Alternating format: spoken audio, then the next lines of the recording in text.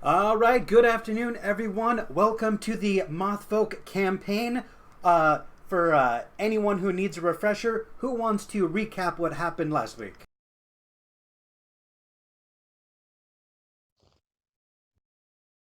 To be honest, fucking forgot.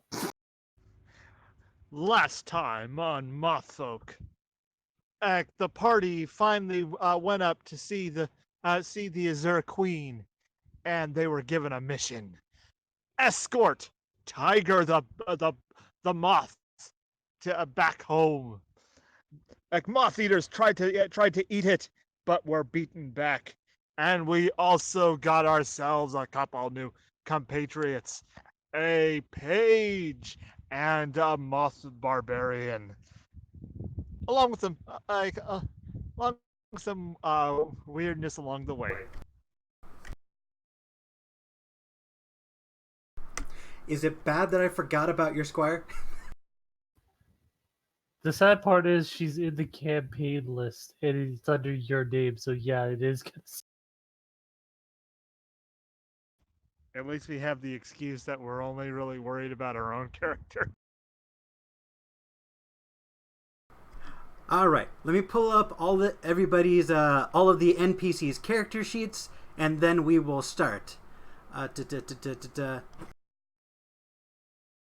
We need Maddie, the Bard Squire, and Sita, I think I'm pronouncing it right, a barbarian moth.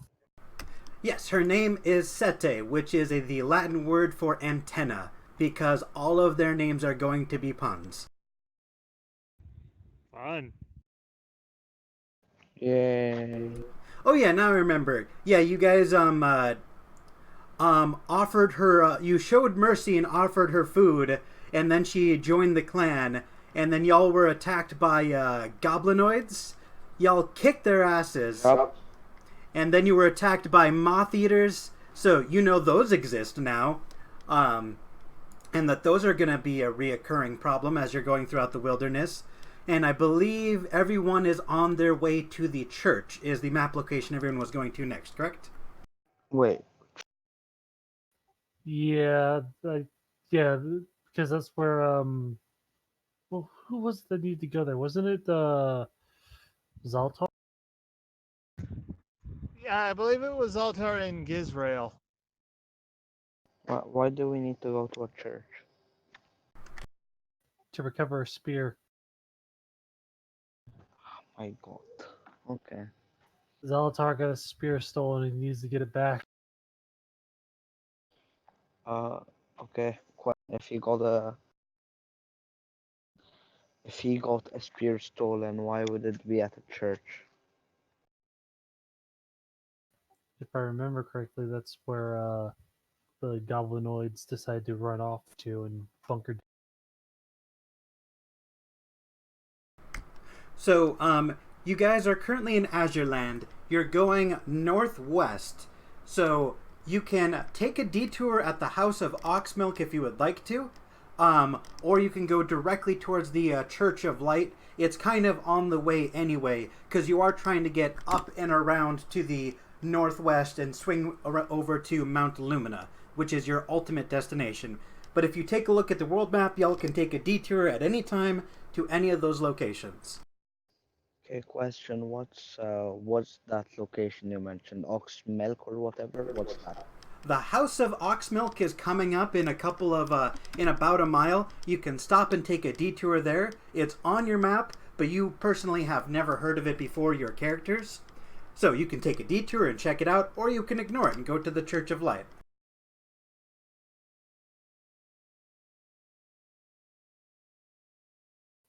Do we have any reason to want to go there, guys? There's no quest reason to go there, but you can certainly go there if you want to just wander around, see what's what, and mess around for a bit. Okay, first of all, milk, and second of all, curiosity. What more can you wish for?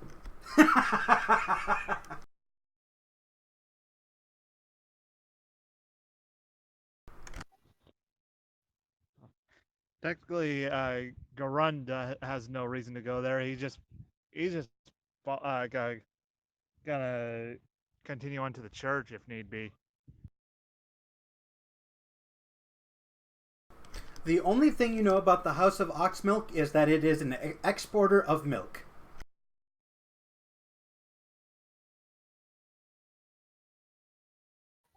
Well, unless we want to go try out some milk and maybe find some magic milk and get our asses drunk in infinite magic, I think we're going to press on to the church. All right, it sounds relatively unanimous. We're all going to press on. Now, it's probably about... it was dark when you guys left, and it takes several hours to make your way to the church. So it's very deep, maybe an hour or two before dawn by the time you get there. You've made enough racket in the night that the general, ordinary wolves and foxes and other carnivores are definitely keeping their distance. You've made a display in the night, and no one wants to mess with you.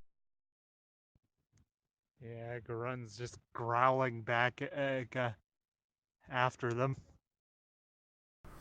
There are plenty of small wolves and foxes and coyotes and various other carnivores that are kind of looking at you hungrily, but far too skinny and scared to actually attack. Now, as you are all walking, does anyone have a passive perception of 14 or higher? Wait, I think I might. Yeah, I have a passive perception of 14. All right. Nope. Passively, without requiring a check, you happen to notice in a thorn bush, right next to your road, just maybe mile, maybe even just half a mile away from the church you are heading towards on your map, there is somebody in that thorn bush. You can just see their ankles sticking out. Okay, before you continue or say anything, Daynor, I see that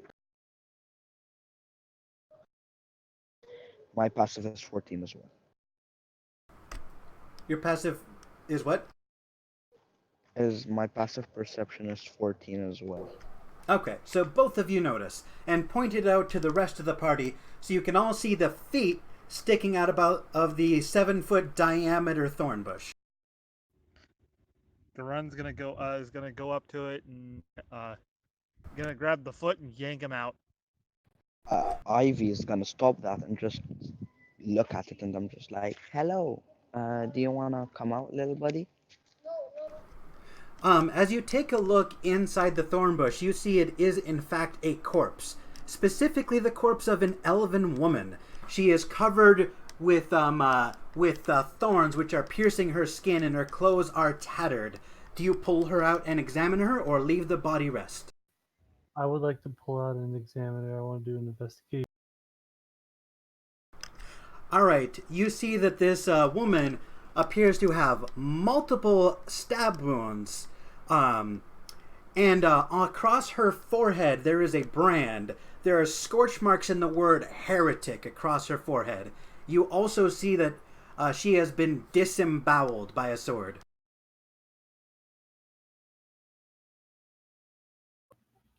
Being the paladin of the group, can I tell if this was done through some religious cult? You can definitely make a religion check to see if you know of this ritual. I would also like Zalatar. I would like you to make an intelligence check for me, just straight intelligence.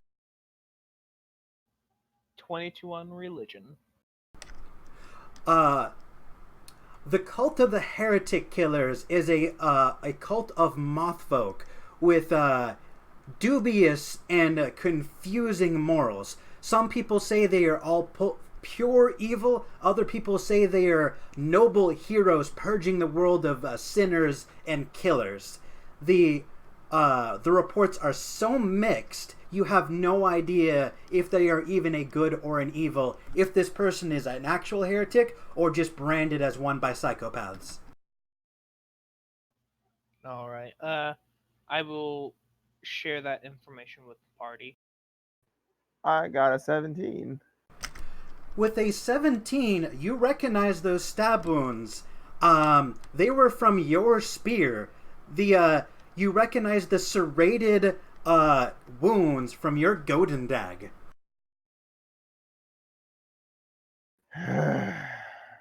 How dare they use my spear in such dishonorable means, I will have them decapitated and spiked. Garund Haha, just spiked as like your stolen spear. Haha. okay. Garund is just gonna s- just snort and just continue on. As you expose the body to the elements, you see that scavengers and carnivores are looking at the corpse hungrily. Do you bury it or leave it for the predators? I will bury it. It takes about half an hour to bury it deep enough and pack down the dirt enough to keep it from the scavengers. And you see coyotes looking at you with sad, hungry eyes, kind of like, why? I was hungry. But you protect the body from further damage and you press on to the church. Now, you see it is the middle of the night, maybe 3 or 4 in the morning, yet there is bright, luminous light coming from inside. You know you are not aware of electricity as far as you're aware that technology does not exist, so you have no idea how the light is being produced, but it must be magical. Gozar, upon seeing the light, will just be like, huh, what kind of losers are up at this time of night? Garund goes, what a way to show your location, such morons. I mean, Vashtar's unless if it's a trap. Vashtar's gonna look at Gozar and be like, you know, we're up this late, so choose your words carefully, Bugbear. I'll just look at him and say, yes, that was the joke.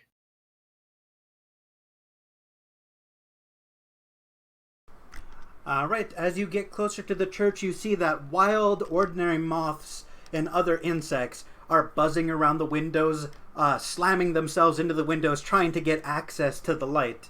You see the door has no handle. It is impossible to lock this door, and it is slightly ajar. And you can hear people cheering and praying, and the faintest words of the word photismos coming from inside.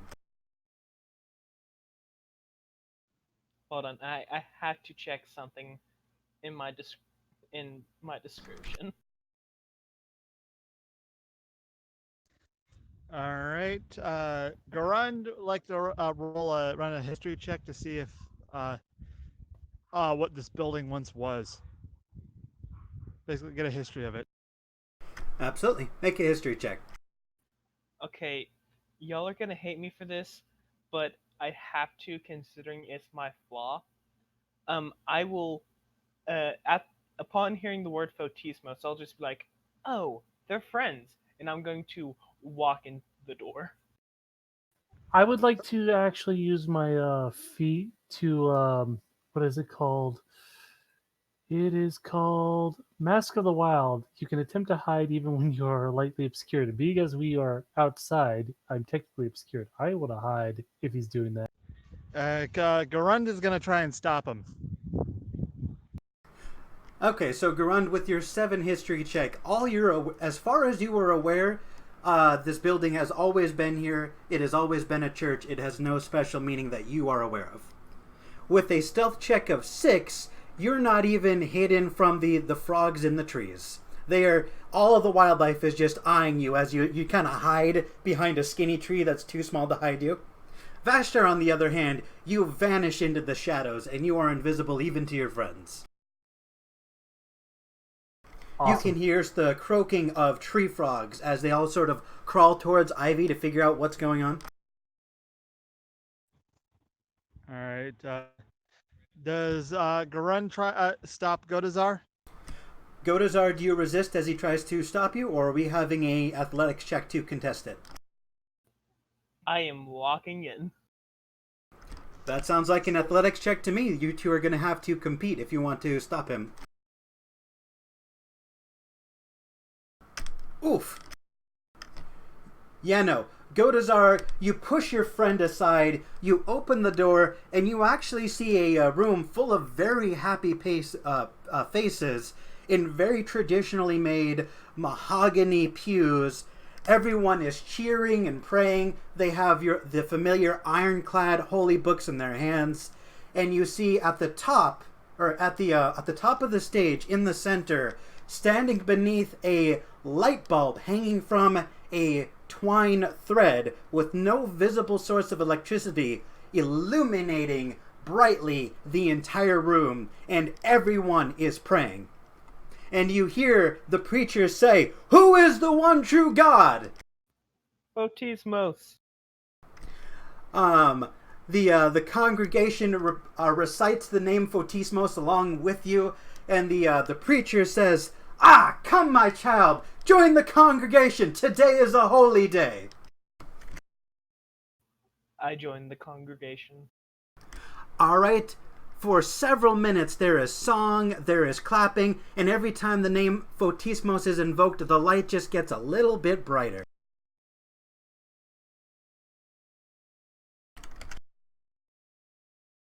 A little bit what? So you see this. This is what you see. There's just a light bulb, which, as far as you're aware, does not exist. You've never seen it before, hanging from a twine thread with no possible source of electricity, and you can see the preacher, who introduces herself as Cosina, just admiring this source of light, assuming that it must be divine. And unless you would like to investigate it further, you would naturally assume also that it is a divine source of light. Oh no. Gozar is very much thinks that this is a divine source of light. Gorund is going to investigate. Do you investigate the room, or do you walk up to the light bulb and investigate that? He investigates the light bulb. As you approach the stage, Cosina puts a hand up and says, "We all want to pray directly to the light, but please wait until the end of the sermon, sir."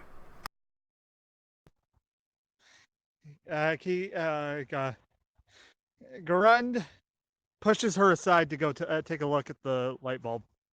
Oh fuck.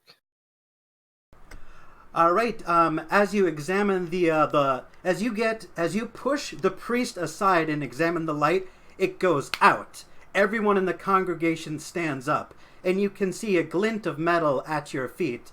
There is a Godendag spear with a bloody tip and an iron rod with the word heretic written in gnarled iron at the end, still smoking and covered in ash.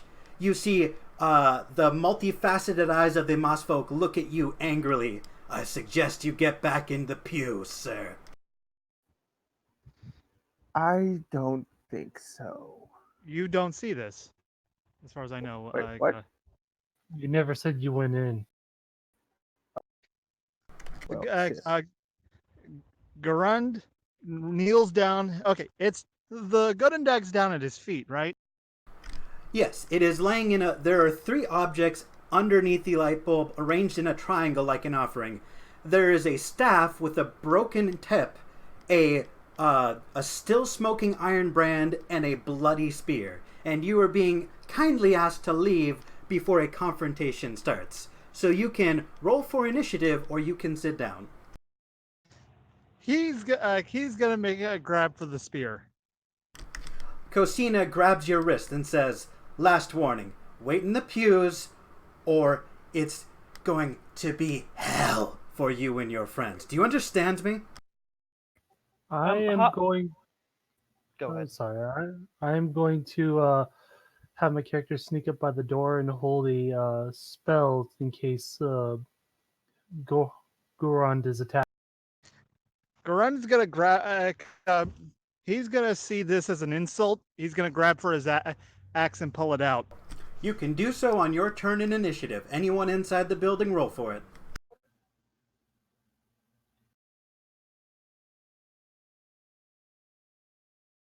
So, being as I'm not inside the building and I'm waiting to hold an action in case Gorond is attacked, does that mean I roll the initiative later, or should I roll? You can still definitely hold your action, but yes, combat is starting, so you do still need to roll. But I am aware that you have held an action and are ready to use it if and when he is attacked.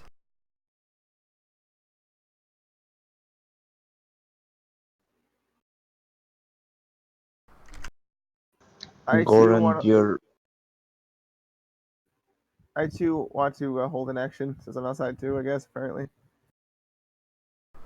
Madeline and Sete have waited outside. They have not gone inside the church, so everyone inside the church has done so alone. All right. Do you want me to try and re-roll for initiative, or do you want me to just keep what I got? Yes, whatever you got for initiative, post it in general chat, and then I'll make my typical list. Heck, I ended up rolling it in general chat. That's fine.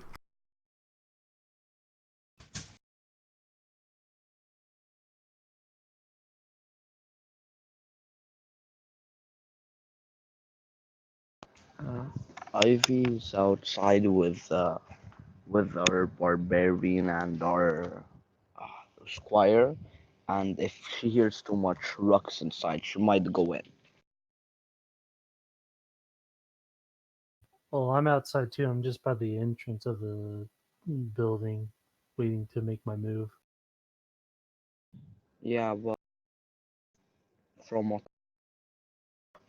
okay, my phone is like from what I could tell, Ivy doesn't know there's a fight gonna happen now.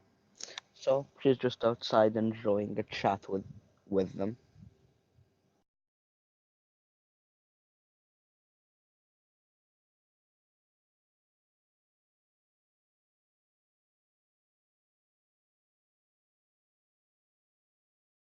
I gotta say, Goran, way to ruin a lovely session in play for the church.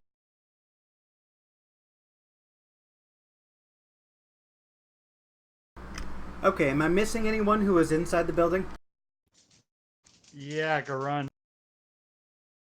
Who has a higher initiative, Gorund or Zolatar? Heck, mine is a flat roll, so. Okay, so Zalatar looks like you have a 0 bonus as well, so we'll just go alphabetically then. Alrighty. Okay, so we have Vashtar the Cultist, Godazar, Gorund, and Zalatar. Is there anyone else inside the building when initiative breaks out?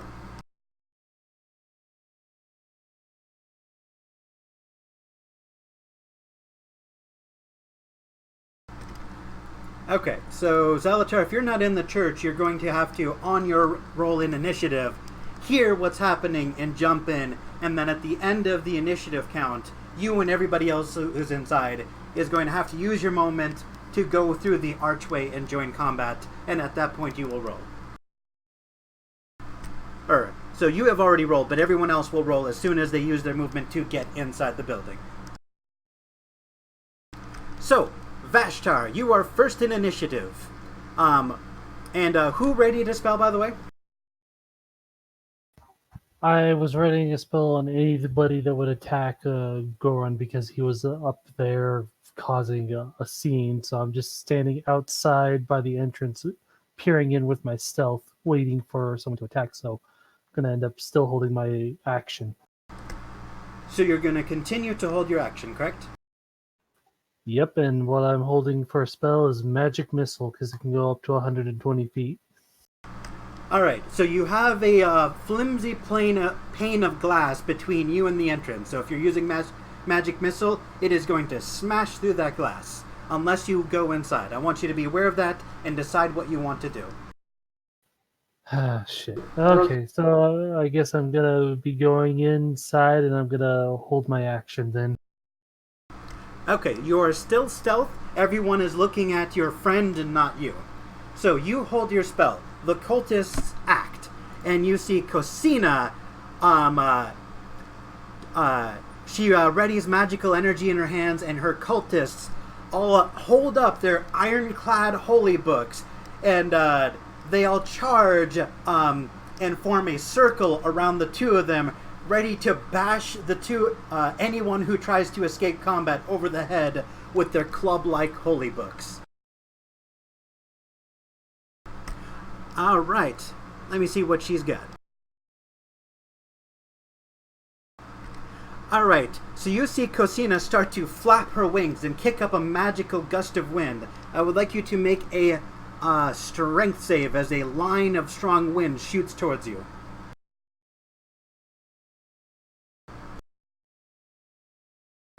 She is trying to push you directly into the crowd.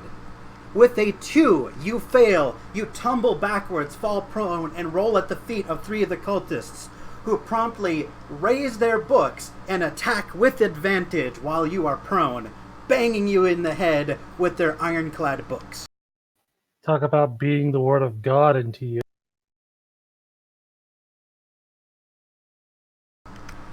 Alright, so with advantage we have a 19, an 18, and 11. Do any of those hit you?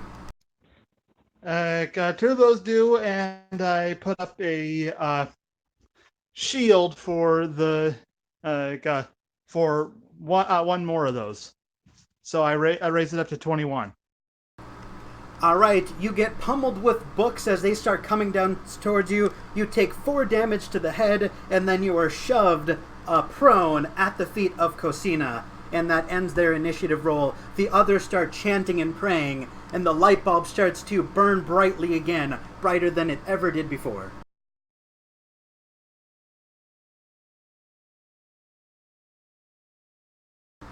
Alright, so that is the end of the cultists' initiative. Mostly a warning strike, but you are definitely in the shit now. Gozar, what is your turn? What would you like to do on your turn?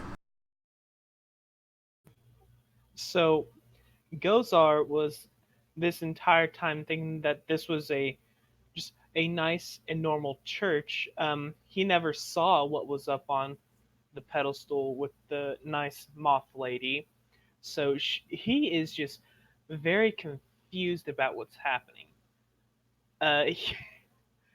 He will just like stand there and just like wonder like, what do I do? Because like he's currently torn between his friends and his religion, and he's not sure what to pick.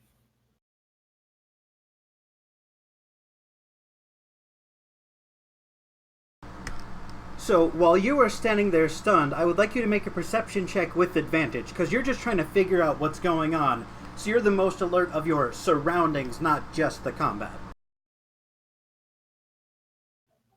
Dirty 20. Alright, with a 20, you see that there is a squirming baby in a cradle in the corner, and there's one of the occultists is tending to it and feeding it with a bottle. It appears to be a perfectly ordinary bottle full of ordinary formula, and there's just this random religious person feeding a baby in the middle of service. How far away are they? The baby and the cultist are just calmly sitting in the corner 30 feet away from you.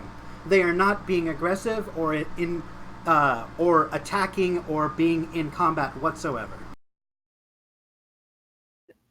I will walk up to them non-hostile, and I'll just be like, are you okay? Are you in danger right now? Oh, I'm quite fine. I'm just making sure the baby is okay. I gotta keep him away from this mess. I don't understand what happened. That maniac just started attacking. And while you're conversing with them, Vashtar, you readied in action. Your friend just got pummeled with Bibles and thrown to the ground. You unleash your spell. What do you do? Alright, there's 3 guys beating on Grove. Yes, you saw Cosina just blow him into the crowd where they immediately descended upon him with iron books.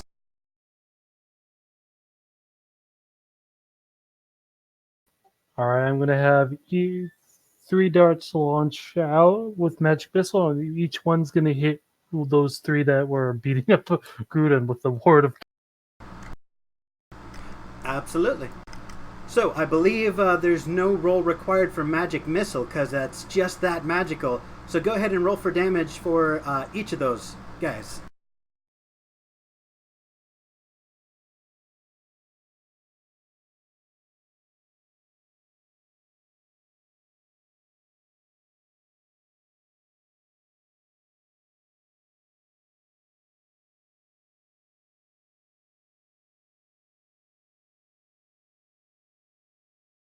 All right, here's the first one.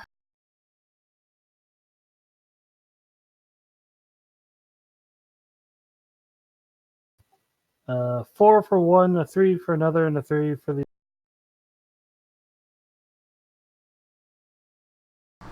So 4, 4, and 3 damage. 4, 3, 3. Okay, 4, 4, and 3. So as you pelt them with your magical missiles, you see that does a massive amount of damage, and they just sort of buckle over and bleed profusely. They're not dead, but you've subtracted about half of their HP, and you realize that these are not combatants. These are ordinary people. Basho's gonna actually make himself known and kind of start. Actually, it's not even my turn. I can't even do that, so never mind. Alright, so that was your held action. I believe you can only attack with your held action, if I'm not mistaken. Yes. Okay, so that is going to end your held initiative. Gozar, do you have anything else you want to say before we officially end your turn? I guess I'll hold my action to defend this young baby because backstory reasons, and it's a baby. As you do so, you see a moth glittering like diamonds just lands on the baby, and another one lands on your shoulder. And none of the cultists nor Cosina pay you any mind. It's like you're not even there. Next we have Gorund. What would you like to do? Goran will, okay. He's back by the altar. Yes, I believe you stated you were by the altar grabbing the weapon. Which weapon did you grab, by the way? The stick, the brand, or the spear? The spear. All right. So she blew you across the room. You were kicked back. You fall at her feet. You grab the spear, stand up with half of your movement. What would you like to do? You now have a Godendag in your inventory, but you are not attuned to it, so it's just an ordinary spear right now. Garund lets out a snarl, and he's gonna do a no-no. He's gonna whip around, and he's gonna slash at the light bulb with the spear. Excuse me? He's gonna do a no-no. Oh dear God. So, you pull the spear back. Your friend shouts, "By the light of the goddess!" And your other friend says, "We're off to a flying start. We're possibly attacking innocent people." And just as they say that, you smash the light bulb. Make a Constitution saving throw. That was not at all in character with what I was saying. Come on. Oh, very sorry. I assumed you were speaking. My apologies. It's fine. Regardless, make a I'm pretty sure he's gonna go. Nope. One moment.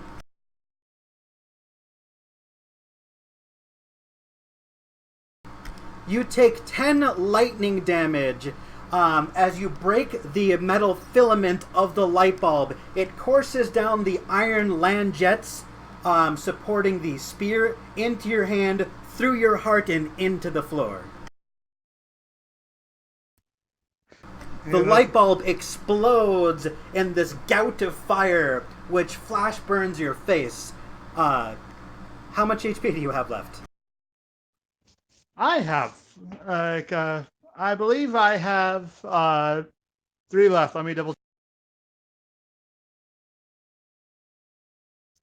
Yep, I have 3 HP left. the cultists, they raise their cloaks and shield themselves from the gout of fire and the flying shards of glass. The cultists are far enough away to where they can react and raise their cloaks, but Cosina was right there face to face with the light bulb, so she's got to make a con save as well as fire and glass pelt her face. Like I said, Garun did a no-no. I don't mind that. If anybody else hears about this, like, She takes if 4 anybody piercing hears about damage as shards of broken glass pierce her face. She screams, bleeds, holds her face, and she walks backwards into the open arms of her cultists, who protect her with their cloaks and put their arms around her.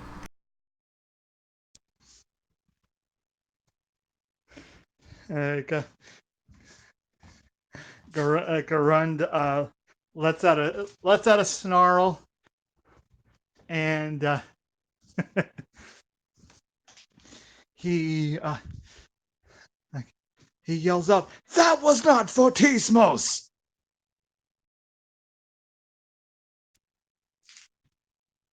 All right, so there is everyone is shouting at this point. The cultists are screaming. The baby starts crying. Cosina is like, "What is wrong with you?" And you hear Vashtar in the background going, "By Fortismos, what are you doing?" So nobody heard me. Oh, I'm sorry. What did you say?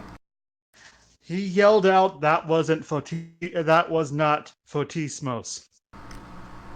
In a church full of devout cultists. Hate to break it to you, but nobody believes you. Yeah, I didn't expect it, but hey. They just, actually, I lie. As you say that wasn't Fortismos, you see one of the cultists eye the branding iron with the word heretic written on it. They eye the brand and eye you and prepare to jump at it. And that's going to end your turn. Zalatar, it is your turn.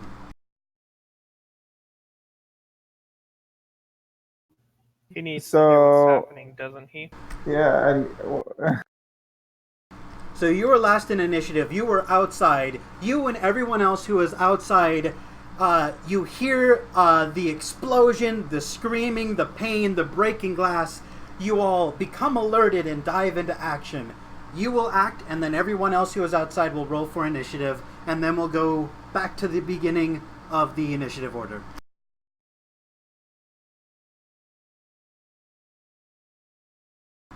So, Zalatar, it is currently your turn. You hear the explosion, you see the flash of light, you hear the screams. What do you do? well, obviously, I'm gonna go investigate what the hell just happened. Okay, so the door is within 30 feet of you. You push open the door, you look inside, you see a moth folk priestess and your friend bleeding and covered in broken glass, surrounded by a ring of about 10 cultist moth folk. Do I see anything else? The cultists are surrounding the stage, so you do not see your weapon or any of the other items. You just see a twine thread dangling from the ceiling, holding a broken glass light bulb. Now, does anyone else have any books in their hands? All of the cultists, all 10 of them, have an ironclad book in their hand, except for one you notice in the corner, who is not holding a book, but instead is tending to an infant child, and your friend Gozar is standing in front of the cultist and the baby, weapon drawn, trying to protect the two of them. This would be a really good time if I was a tiefling. I am going to deal with any immediate threats, I guess. So all of the threats are 60 feet away, surrounding your friend. Well, it's a good thing I have a bow. Do you open fire on the crowd, or do you wait to see how this plays out? It's actually a tough choice. I mean, I'm going to I'm going to ready action or hold action, and if anyone um tries to hit the who's the one that got used the spear. That was your friend. I believe it was Gorand, right? Yepper. So you have the spear, you just got electrocuted, you are in pain and bleeding severely. And Zalatar, you can clearly see your friend is clearly in a lot of trouble, in pain, bleeding, almost dead. But so is the cult leader, who is currently being shielded by the cloaks of her cultists. With both of them bleeding and in pain, either of them could end this combat, or you could fire and continue the combat.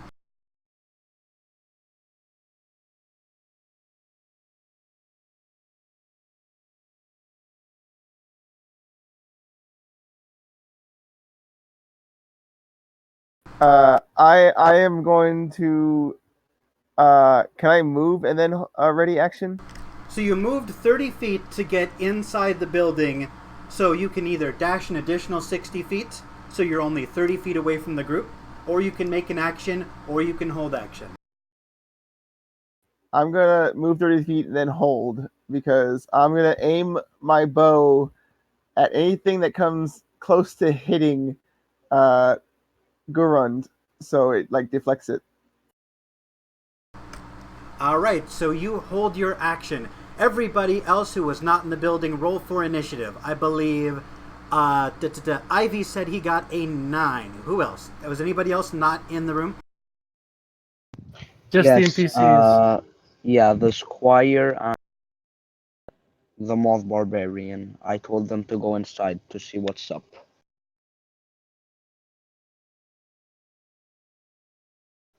Very nice. Alright, Maddie and Sete will both roll.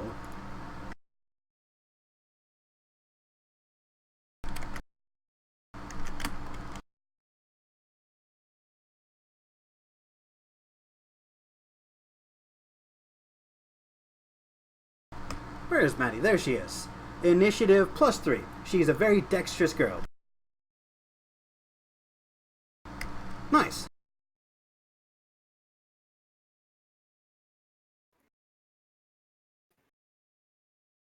Looks like she's going before me.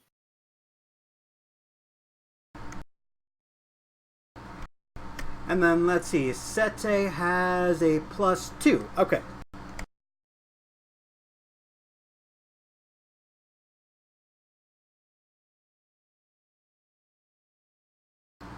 Four. Okay.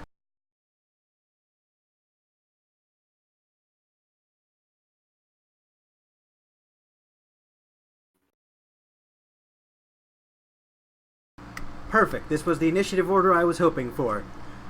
So, with the at the start of the initiative order, you see the light bulb on a fabric twine, rope-like thread is still sparking with the electricity, despite not being plugged in, and it is still illuminating a small amount of light and still very much live.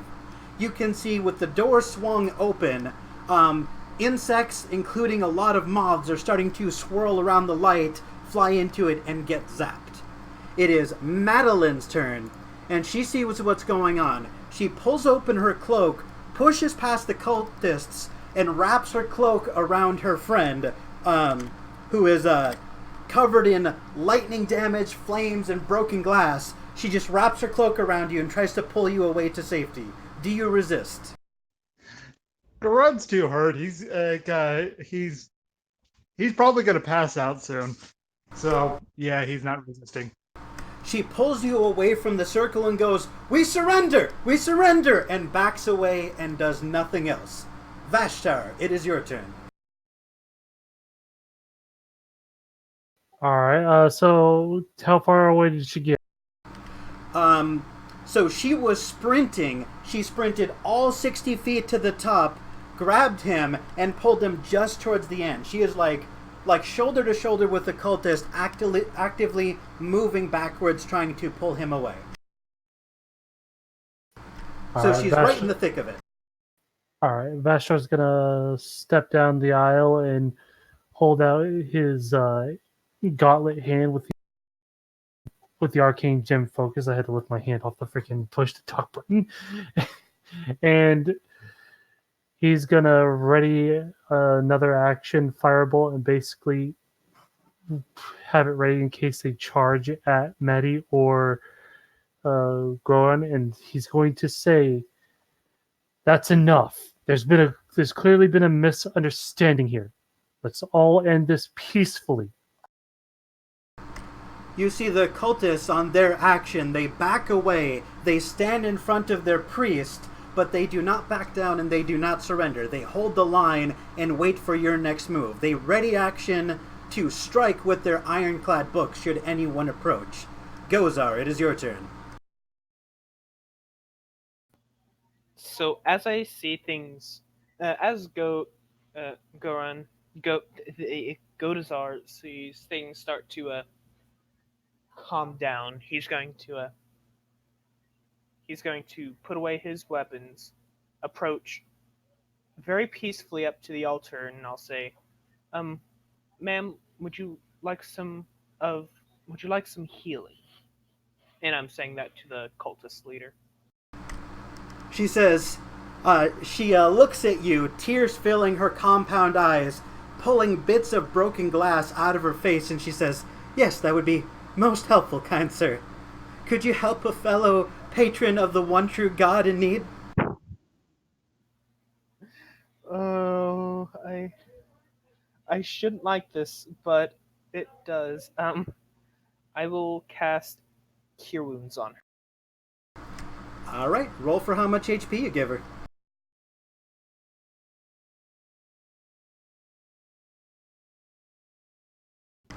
Alright, she is back up to maximum HP. And as I do this, I'll be like, "I'm so sorry about my friend, ma'am. He's not always the best in public spaces." Alright, so that is going to be your turn. Ivy, it is your turn. You have heard everything. It is your turn. You are currently outside. What does your character do? Do you rush inside and start shooting and opening fire? Do you look through the window? What is your plan here? Okay.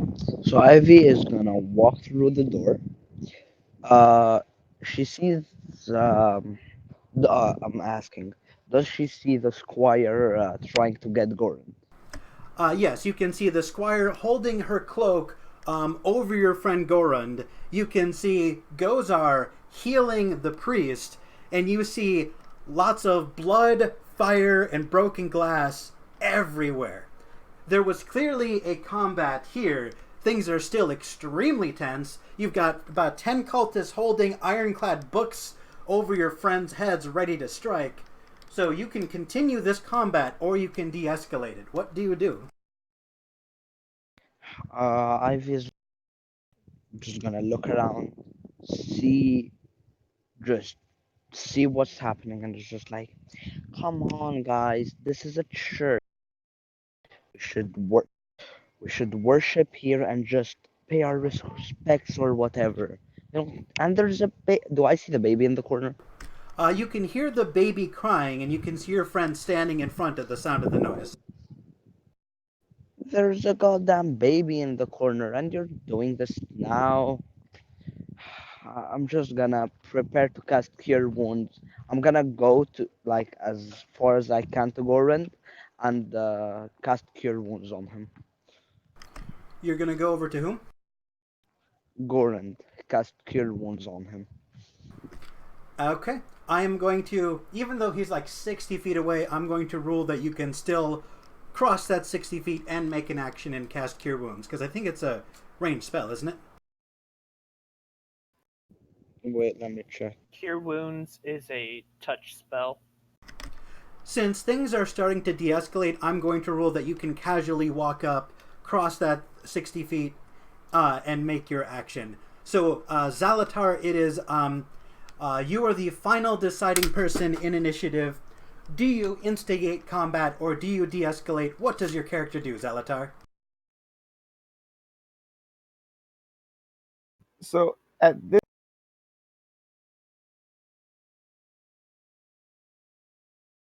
At this point, can I see the sphere? Yes, your friend Gorand is holding a bloody spear, and you immediately recognize it as your own. My eyes are gonna widen, and I'm gonna go right for it. I am very pissed. As you go for the spear, all of the cultists ready their books. They widen their stances, hold their books back, and prepare to strike, but they don't. Do you attack them with the spear, or do you just grab it and put it back into your inventory? I am gonna grab it, and I'm gonna look at all of them. Who dared use this on the woman in the forest outside? All right, with everyone agreeing that violence is not the answer, and Cosina, fully healed at this point, she brushes the remaining soot and glass off of her face and she says, "Let me explain." And she looks at you, Vashtar, after you speak. She says, "I agree, your friend does have a very direct nature. How rude, all of you. We have a good reason. Please, sit down." You had a good reason to disembowel a woman and brand her on your forehead? If you really believe we are so evil, then you can fight us for it, or you can sit down and hear us out. Fight you for it? It is mine. Hey, let's not fight. Let's just hear them out.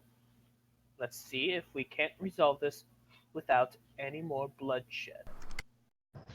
Yeah, I was gonna look at Zatra and just like, come on, look what your own party member did to himself. Like, what do you think they can do to you? Just calm down. Make you explain quickly and fast. Yeah, fast and direct. Because at this point, two of my compatriots don't seem to have patience. Ironically, both moblins. All right, Cosina steps back onto her altar and says, "Hear me, hear me. Come on, let's be friends and relax. I have an excellent reason. You see, I'm sure you've seen the elven woman in the thorny bush. Yes, we did. Yes, and I buried her. That woman was diseased and insane. Can I think back to the wounds of the elven woman and actually remember if there was actually some sort of disease on? You clearly remember there was no visible signs of sickness. You're not sure if she's talking about her like like an infection or like a mental disease. Ivy would like to say, well, we're all. That doesn't mean you have to kill us. That woman had lost her mind. And I imagine none of you have heard of spongiform encephalitis, more commonly known as mad elf disease. Can I make it like a history check or something to discern if that's actually legit? What she Any of you who are proficient in it can make either a history check or a medicine check to drum up some memory of what she is referring to. See if she is bullshitting you or if she is talking about something real. Oh, I know nothing. I mean, I'd love to, but I'm not proficient in either. And this excuse is for you stamping a brand on her head, disemboweling her? This could have been simple and swift, but you made it messy. If what you say is true, you could have at least burned the body if she was truly diseased. Alright, before we continue, does anybody else have a proficiency in either of those checks that would like to roll? Nope. I have a history. I'm proficient in history. That's about as far as I go. Let me have you roll for history. Please get a better one than an 8. To simply leave a body in a bush, to let it rot, to have anything else be affected by it. It seems Gorond, like a simple murder. Gorand, as a goblinoid, you have fought many elves and mothfolk alike. There was a period of time where there was a standing order to kill your kind on sight, and you distinctly remember getting into a match with some psychotic elf who was bleeding from the eyes, stabbing themselves and everyone around them. They were out of their minds. And you remember one of the times that people started to trust you is you protected an elf from their fellow elven man as he was stabbing himself and children. She appears to be referencing that particular disease, but you don't know the specific medicinal mechanism behind it, but you have definitely witnessed it and know it is a real thing. For the first time since he shattered the bulb, he goes, he will ask, "What was this woman saying?" She wasn't saying anything. She could not speak. She was stabbing herself and trying to stab her baby. She was lying in the forest, a baby just fallen out of her umbilical cord, not yet severed, and she was holding a sharpened piece of glass like a knife and about to kill the baby. And then they point towards the baby, which is now clean, swaddled, and with its umbilical cord tied, safe in the corner. Can I roll insight? You absolutely may if you are proficient in the check. All right. Garnon's gonna continue speaking. He's gonna growl a bit. Because he doesn't understand medicine all that much. How would you know that? How would you know that the baby does not suffer from this too? We don't. It's a baby. All it does is scream and cry and flail. It could be infected, it could not. We don't know, but we don't care. It is a baby. One thing you haven't explained is why she was branded as a heretic. Maybe I should brand you as one.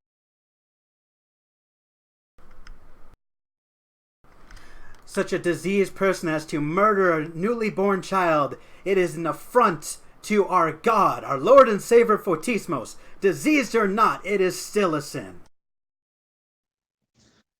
One last thing. The Goran says, "How did you hold her down to brand her?"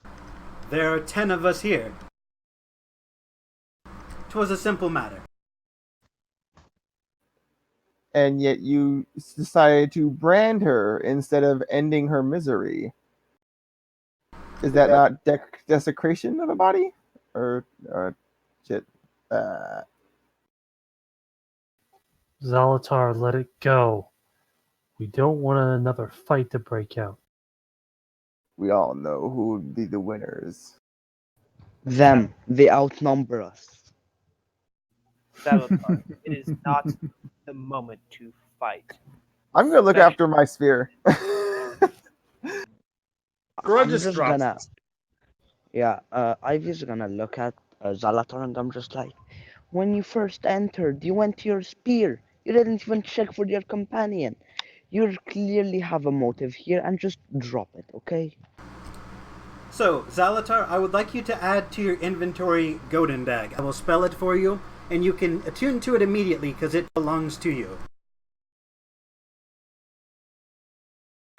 So if you turn on Homebrew and search for this item, it should pop up.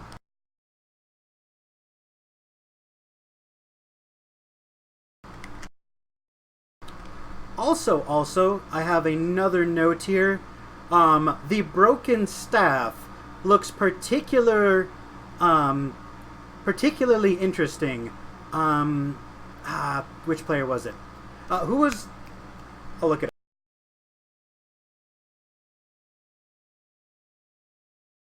Who was what you cut out there? Give him a moment. Probably he's checking. I don't know how to bring up the topic without revealing what the shaft is, so I will tell you outright without without requiring my usual check, the associated party member looks at the broken staff and recognizes it as the shaft of a axe, and you can see the word Maglubiet written, carved in a goblinish tongue on the handle. Gorund says, he gets up from the pew, he goes over to the shaft, and he grabs it. Cosina looks at you and looks at Zalatar. I suppose you plan on taking everything from us, don't you? Gorund goes, this does not belong to you.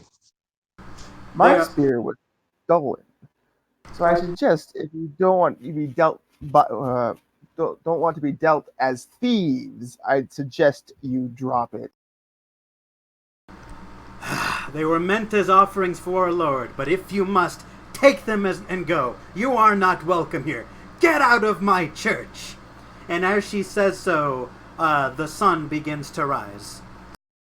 Ivy look at her and I'm just like, well, I wouldn't like to see you in danger if you get attacked and don't have a weapon, as I hand her a short sword. She flourishes the short sword with precision, puts it back in the scabbard, and puts it on her hip. And she says, I appreciate the gesture, but you are still not welcome here, as you have associated with these thieves and assaulters and heretics. Get out! Okay, Gorund just bye. Gorund's just gonna take the shaft, and he's gonna go, holding in the same hand that he typically holds his weapon. So, Gozar is completely torn right now because, on one hand, these are his friends he should follow, but on the other hand, these are people of his faith, and according to his flaw, he just blindly puts trust in those that talk about his faith. So Gozar does not know what to do at this point. Gorund's gonna go up to Gozar and go, get a move on, soldier, and he's just gonna head out. We have a job to do. Vashtar's gonna look at the Moth Folkley, I forgot her name already, but at the altar and basically say, forgive my hobgoblin companions. They're still blind to their own nature. May Photismos watch over you all. And he's gonna leave. Alright, Maddie is going to put her cloak over Gozar and kind of carry him away. And you hear Cosina sneer in the background. I guess it's true that goblins are thieves. Take your shit and go. And they all swoosh their cloaks and walk into the room next to the prayer hall. Yeah, Gorund sees it as an insult. He's just gonna kick the door as he leaves. Can I take the heretic branding thing? Because I just heard that. Yeah, it's still on the floor, so you can take it. It is in a attuned weapon, so you can search your inventory for the Heretic's brand. It is a magical weapon. So as you learn of its magical status, do you keep it for yourself or give it to one of your friends who does not have a magical weapon?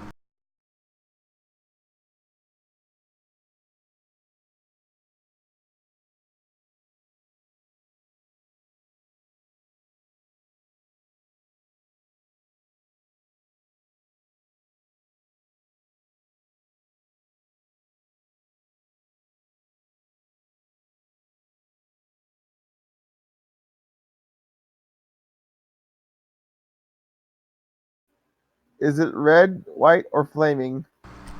At the moment it is cold, but by speaking, shouting, and screaming the command words in order, it gets progressively hotter and more powerful.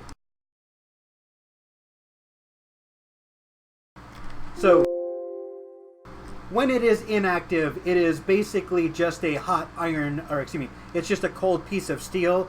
At best, a quarterstaff if you know how to use one of those. But by speaking the command words, it becomes substantially more powerful.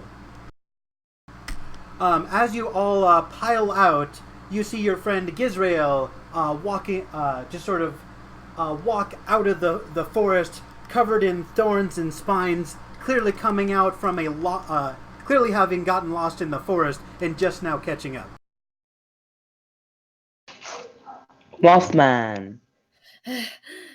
Sorry, guys. Uh, I was following a butterfly into the forest, and I tried to go back, but I couldn't find you guys. Gizrael, as you say that, the butterfly you were chasing lands on your head, flaps its wings, and flies away as if to mock you. Oh. That's fucking great. Gurun growls, still having some scorch marks on his body, and he just walks on past.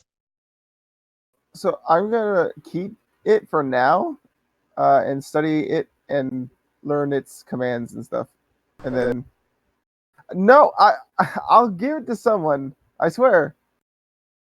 I held that in copy and I was gonna paste it because I knew you were gonna do that. I somehow knew you were gonna hold on. Well, yeah. What did you expect? It's Nathan.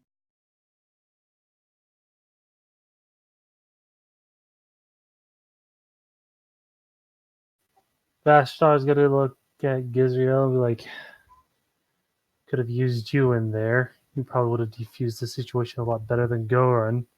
Which, by the way, What Goran, happened in the church?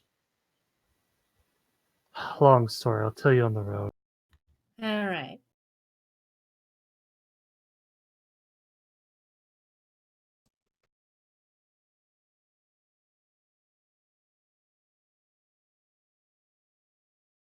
I know, right? If you said something, I did not hear you.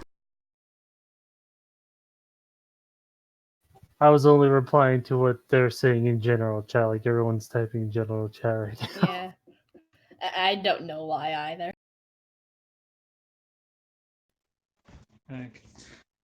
Gorund, he pays little attention to Vashtar.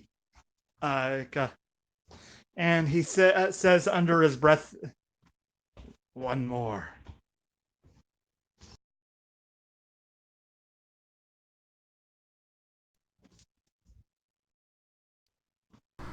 Uh, as Ivy walks out and sees her moth friend, and she's like, "Okay, we got your stupid spear bag, Zelator, and I see you've gotten a. But can we continue moving now? I want to finish this as soon as possible." So, as you leave the church, you have a couple of options. You can go west to the small town of Provolone. You can go east to get back on the main road and then continue northward. Or you can take a shortcut to the large town of Pewi, but risk going through the forest. It's a shortcut, but it's more dangerous. Gizrael's not down for any more shortcuts. Not up to an adventure? Hey, we could have an adventure at Ox's, but none of you wanted to go there. Oxmilk and Afterwards. Provolone are both within walking distance. You could go to either of them and just browse around, see what's up, detract from the current quest to relax and have some fun with the NPCs. I don't care where we go. I'm making my death moth kimono. Jesus. I will be feared. The only Yeah, thing you're you making know, like a moth eater kimono, right? the only thing you know about the town of Provolone is that it imports milk from the House of Oxmilk and turns it into cheese. Oh hell yeah, let's go get some cheese. Vashar would be more interested in going to the large town of Huey because he's wanting to get his the objective done as quickly as possible. Please, Vashar, can we go get some cheese? We can do it after our task is complete. Says the hobgoblin who wanted to come to the church. To Yeah, get I a just gonna very look. important piece of equipment back. I needed it. I was just gonna look at Zotter and they're just like, well, you didn't need that heritage thing, but you took it anyway. So, eh.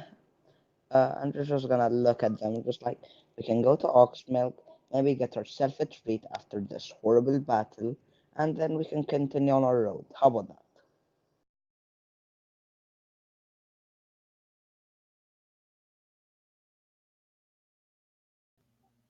Gozar is just still too confused about everything that's happened.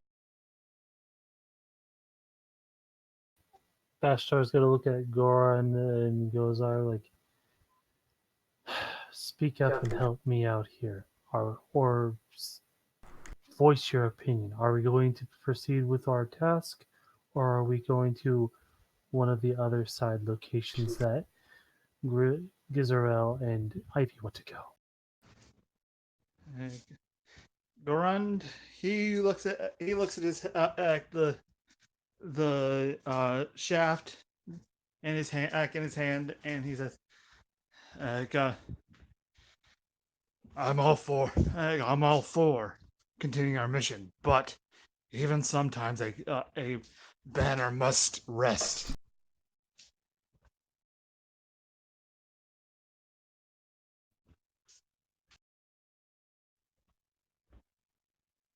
He's essentially saying that it would be that he wouldn't be like, if you plan on guys going to rest, he won't argue.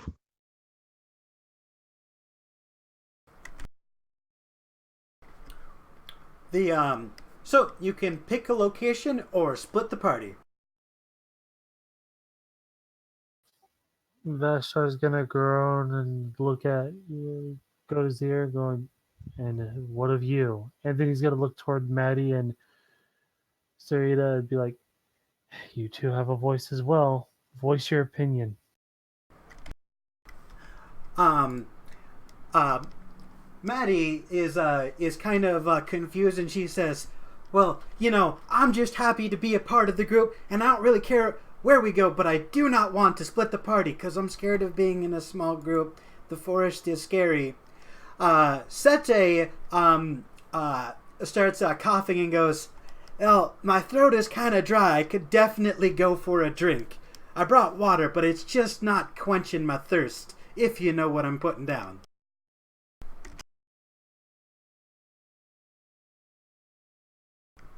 She stares blankly at the crowd and says, "Is anybody picking up what I'm putting down?" Yeah. Vashar's gonna sigh in defeat. He knows he's outvoted.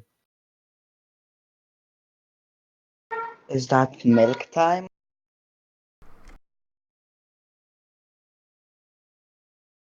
Let's go get some milk. All right, I'm hearing a whole lot of milk, so that sounds like we're going to the town of Oxmilk to me. Yep. All right, so the party goes over to the small town of Oxmilk, or excuse me, the house of Oxmilk. It's not even a full town. It's just one person, their big old farmstead, and a whole lot of very happy, well looked after cows. It takes you till about noon to get there, and you are greeted by the sounds of meow, the smell of cow poop, and a whole lot of well fertilized grass. Gorund just holds his nose.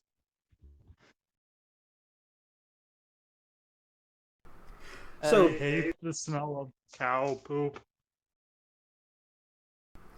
So you can see children are riding the very docile cows, going, "Whoa, ride 'em, cowboy!" They're kind of on the edge of the farm, kind of out of the way across the field, So you can go to the kids, or you can go directly to the house and knock on the door, or you can mess with the cows and go cow tipping. Is there a I- tree nearby?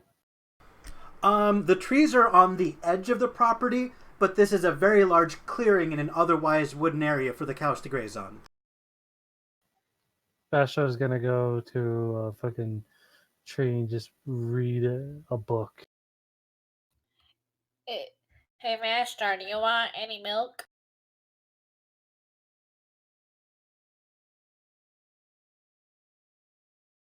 Basho's just gonna sit silently. He doesn't want to be here. He wants to keep going. He's letting you guys do your thing while he waits. I mean, I could get you some. I got some extra money.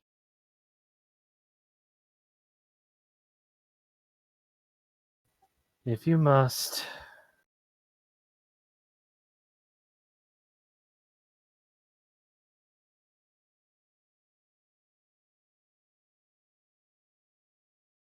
Alright, I'm going to go walk up to the door and knock on it. All right. So as you knock on the door, you see a very tanned wood elf wearing his what looks to be nothing but overalls, with one of the straps undone, chewing on a long piece of grass or hay, and he's got a big old beer belly, a big old beard, and a big happy grin. He says, everybody around these parts calls me the Milkman. What can I do for you, friends? Come on inside. Gazriel happily walks inside. Oh my god, it's nice to see a fellow wood elf around here, other than Vashtar. Well, welcome to the House of Oxmilk. I'm Woozachala Oxmilk, but everybody just calls me the Milkman. We got plenty of milk and milk-based products and a little bit of cream liqueur, if that's more your speed. Garun does not argue with the liqueur. All right, he has his wife make a mud slime, some Irish cream whiskey, boxy, heavy whipping cream, and coffee liqueur. Yeah, he heads on inside so that he doesn't end up smelling the cows, and he just starts drinking. They sprinkle some cinnamon on the mudslide, slide it forward, and then quickly slide it back, and they say, for a few silver, of course. He hands a gold piece. Pleasure doing business with you. And they slide this very tall glass of mudslide your way. It is thick, sugary, and full of cinnamon. He gags a little on the sugar because this is just a little too cloying for him, but he still drinks it. It is extremely sweet, and you don't even taste the alcohol, and you don't even realize how alcoholic it is. So do you sip it, or do you chug it? He does a curse. He drinks. He just drinks. He pounds it. So if you're pounding the mudslide, I'd like you to make a con save against inebriation.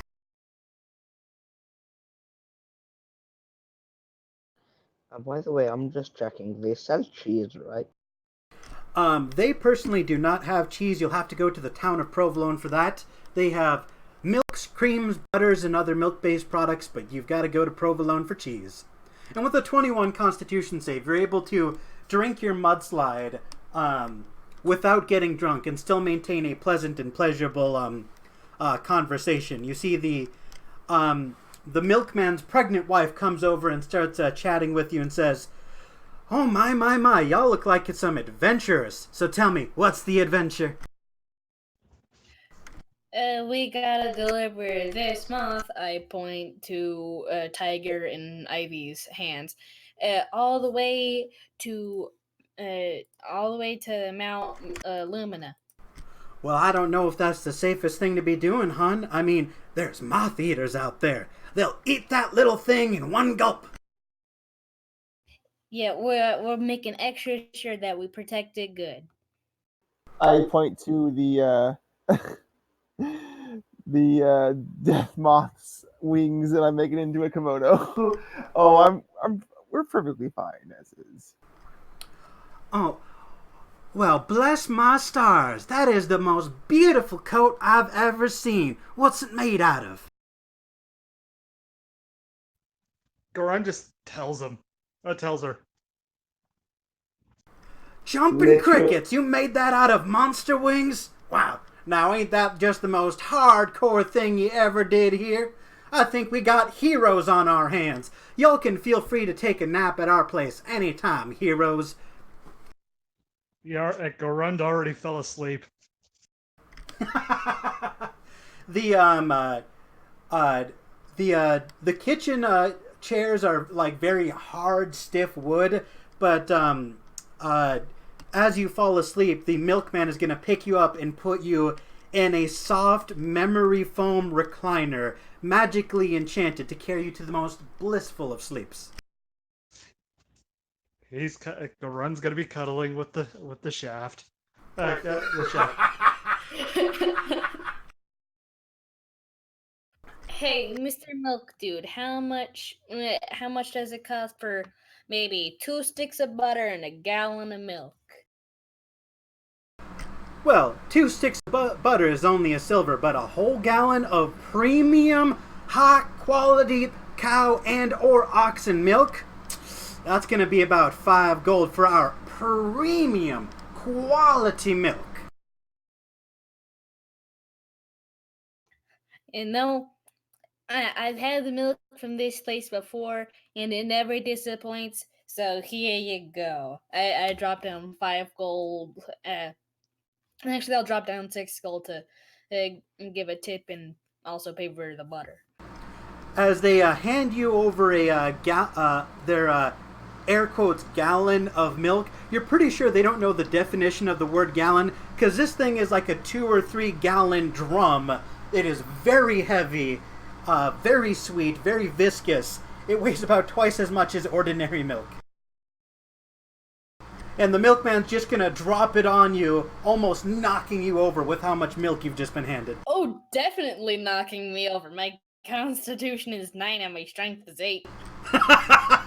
So you fall on your butt as he just, with one hand, hucks this 3-gallon drum of milk at you. Thank you.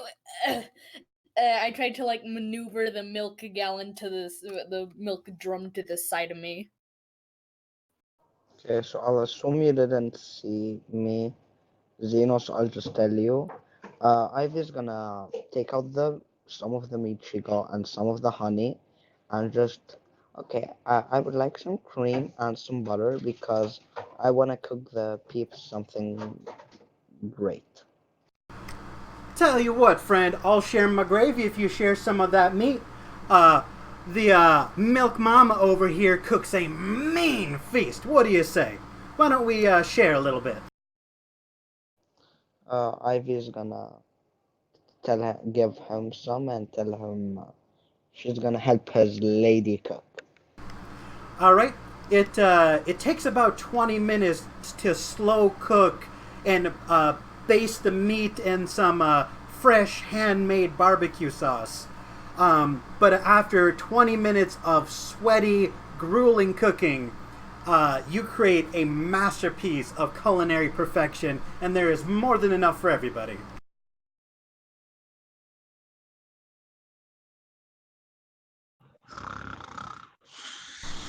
So, while you're visiting, even if you're not sleeping, because of the feasting, the relaxing atmosphere, you're all going to gain the benefits of a long rest in only 4 hours, just because of the warm, loving atmosphere.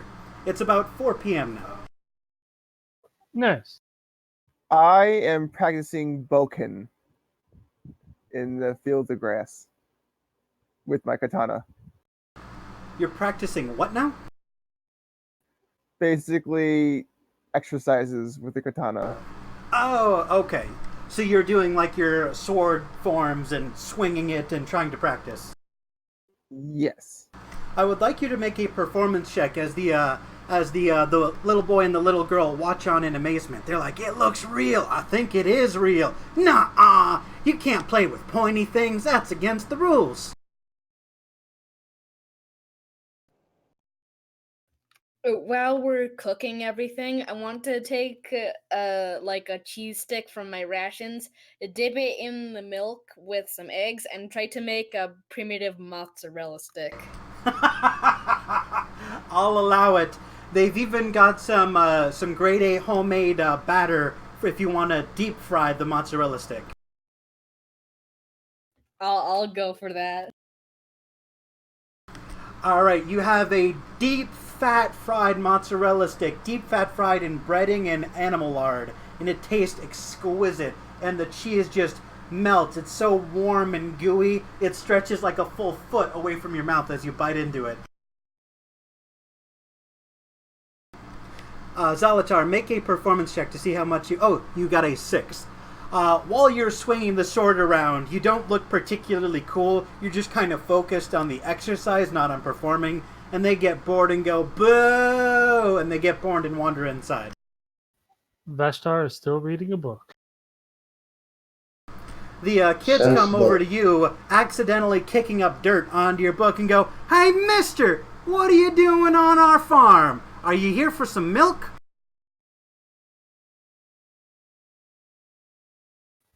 Vashtar's just gonna ignore them a bit and kind of just dust off his book as he continues. "You're no fun." Not here to be. Nah. They'll run inside and greet the party.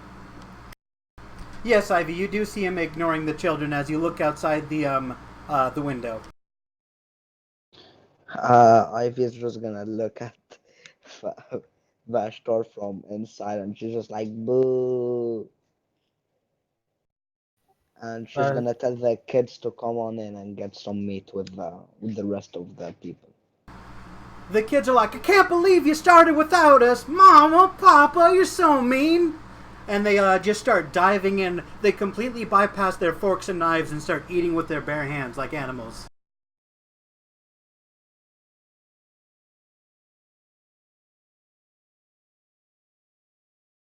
I give the children half a mozzarella stick.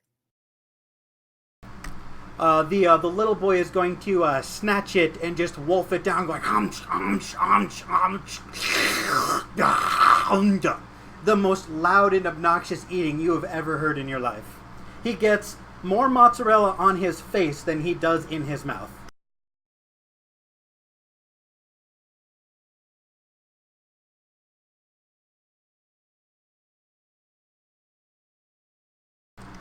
So, aside from schmoozing with the locals, getting some good food and a good long rest in a very short amount of time, what else would the party like to do at this farm, or would you like to move along?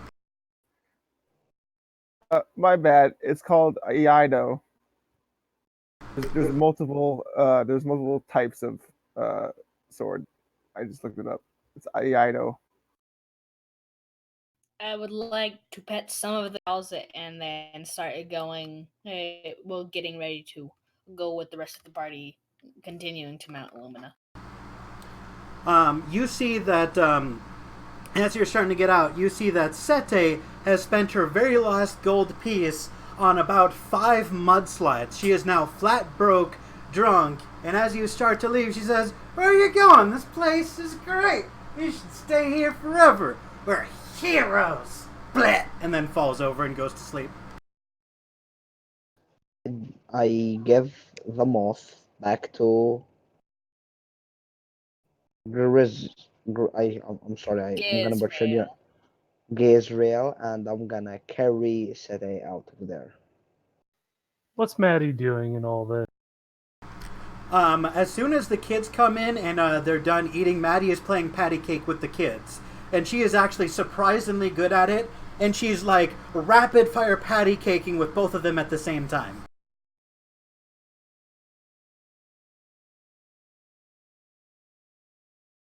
You know how in the game you go faster and faster until you can't anymore? Well, we're getting on the verge of like Naruto hand sign levels of speed at this point.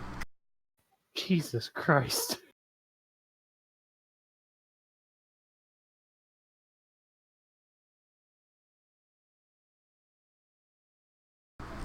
just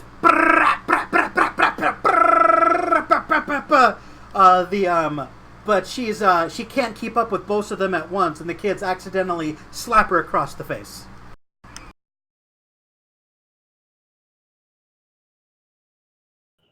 Ivy's gonna giggle a bit. Alright, so one of the party members is already outside, the other one's getting ready to go. What about the rest of you? Anything else you'd like to do at the House of Oxmilk?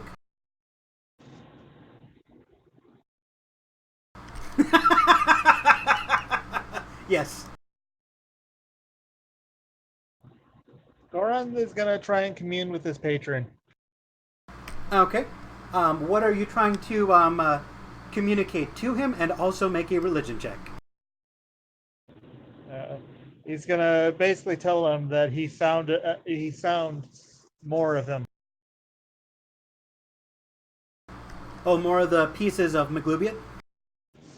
Yep. Alright. Make a religion check to see if you get a intelligible response from your patron. Your patron is McGlubiot, right? His patron is the axe shard. Gotcha. You can hear the shard whispering in your ear. It comes to your palm without causing a bleed, and you hear whispering saying, there are more pieces. You must search and find them all, and you will have a legendary weapon.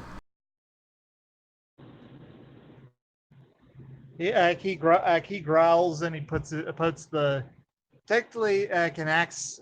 That part of the axe is called a haft. So he puts that in his pack. You basically have a club up until you attach the haft back to the axe head. Yeah, he only has a small piece. Small piece of that. All right. Anybody else? Basher's just gonna continue waiting and kind of be impatient about it. Gazrel is slowly lugging the 3-gallon thing of a drum of mesh tar very slowly. Just like saying all the time, "Hey, Vashtar, here's the milk. Come get some." Bashar's just gonna look at this and be like, by Princess Azir, what were you thinking getting that? It's good. Try it. You can barely carry it, my friend. Like 2 of his hands are holding up the cage with Tiger in it, and then his other 2 hands are lugging the gallon of milk behind him. Your large, main, strong hands are tightly wrapped around the cage, with one of your vestigial hands at the bottom, and then your spare vestigial hand is like holding this stupid bird cage with a moth in it. You literally have 4 hands and you're still struggling. But you are able to carry it without a penalty, but it's very awkward. Just come get some. It's getting heavy. Whatever gets us on the road fast. He's gonna go over and help and take some milk. Ivy's gonna look at Vashtor and just like, well, while you're at it, can you take the cage? I don't trust him with it anymore. Why not? You're clearly preoccupied by the giant milk. What do you mean, why not? I mean, as soon as we drink more of it, it'll become Ivy's correct. liable. So here is drinking it. Ivy's right. Give me the damn cage. Fine. Alright, Goran, you're a hobgoblin. What's your strength bonus?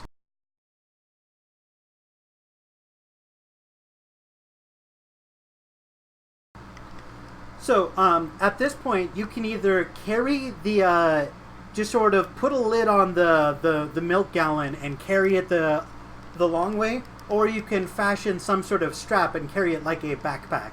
If anyone has any sort of strap or leather or material they're willing to sacrifice for it. I mean, I got 50 feet of rope. I could probably wrap that around the milk and myself to make a contraption that's like a backpack. Yeah, I'm assuming that any of you are intelligent enough to tie a rope into a backpack. So, who wants to carry a milk backpack? Garand will have nothing to do with that. I bought this milk. I'm carrying it. Jesus. All right, you fashion a milk backpack out of your 50 feet of rope. It's relatively secure, and with it on your back, you're able to keep your sword hand at the ready. You will have disadvantage to attack unless you take it off first, but at least this way you can at least reach your sword. And for the sake of keeping Gizrael happy, I'm going to use Ray of Frost every once in a while to keep it cold. Smart! And here I thought you were going to let it spoil. It's not pasteurized. This is fresh milk. Ashtar is impatient, but he's not an asshole. Every now and again, Gizrael's going to like untie the backpack, take a big gulp, and then put it back on. You've got a little tanker that you can just sort of dunk into the drum and take a sip. Came with the barrel that they've got. And yes, you are still carrying Sete, who is still passed out drunk. She had like 8 shots of vodka and milk.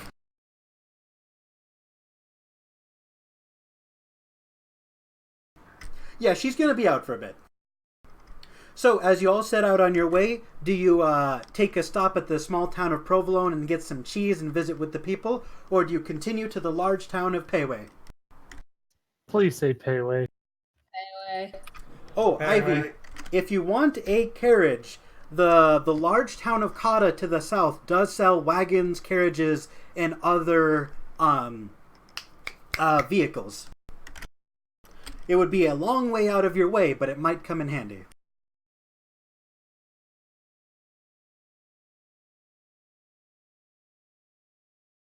I don't think Ivy is gonna be able to convince all of them, so I'll just stick with the plan, payway, or whatever it's called. Alright, so are we in unison that we're continuing to the large town of Payway? I think so. Yep. Okay, let me pull up the city really quick.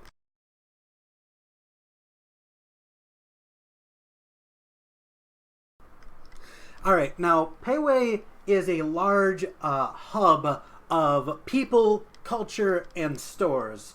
So you can, as soon as you walk into town, it's probably about like 6 or 7 in the afternoon. The sun is just starting to try and attempt to set, and it's shedding this gorgeous multicolored light on this beautiful town. You can see just this crashing of elven and moth folk cultures.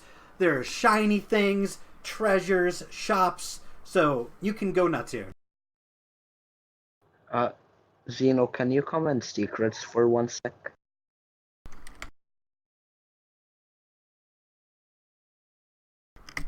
What's up, my dude? Okay, so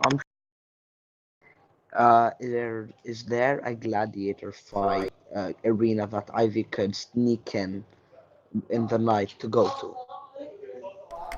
Not what I would call gladiators. There's no coliseum, but there are definitely underground fighting rings that you could compete in, like a small gathering of like 15 or 20 people beating the crap out of each other. Exactly what I want. Okay, yeah. Okay, just check. All right. Add on a fucking potion. I bought a mall, so yeah. Why is Ivy just sitting there? Did I forget about him? I thought we were done with our conversation. Oh, we are good. Ah, here it is. Okay. So you can all step into a shop, convene with the locals, or pass right on through, continuing until dawn, and camp out later. Gorund is gonna go to a shop to go look for some moth food. I am flat broke because of that damn potion I bought at the start of this journey. We have yet to make any. I'll try to sober up Sete and find a place to sleep.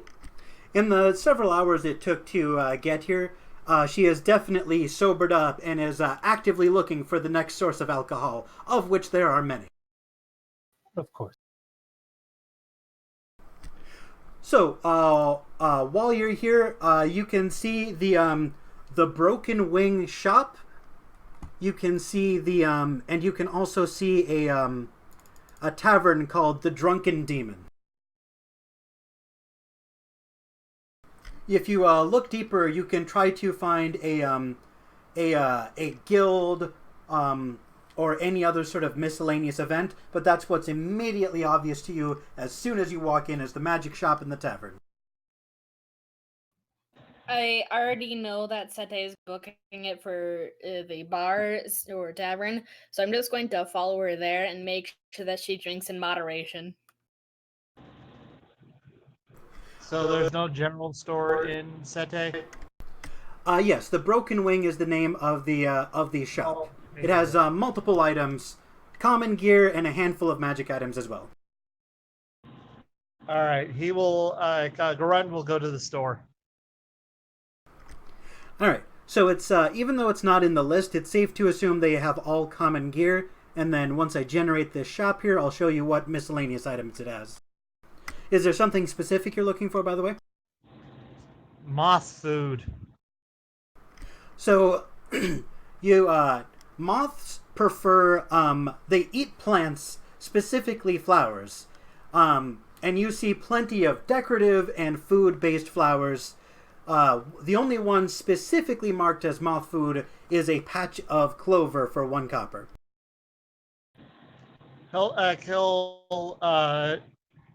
He'll take enough to get for a silver piece. Alright, so you get 10 rations of moth food, and as you hand it to it, it immediately chows down hungrily.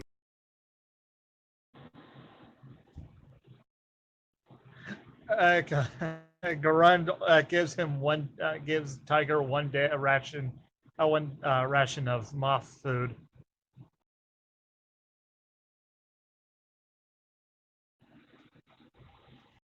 And where your shop has been saved, copy the URL to share it with your players. Okay, cool.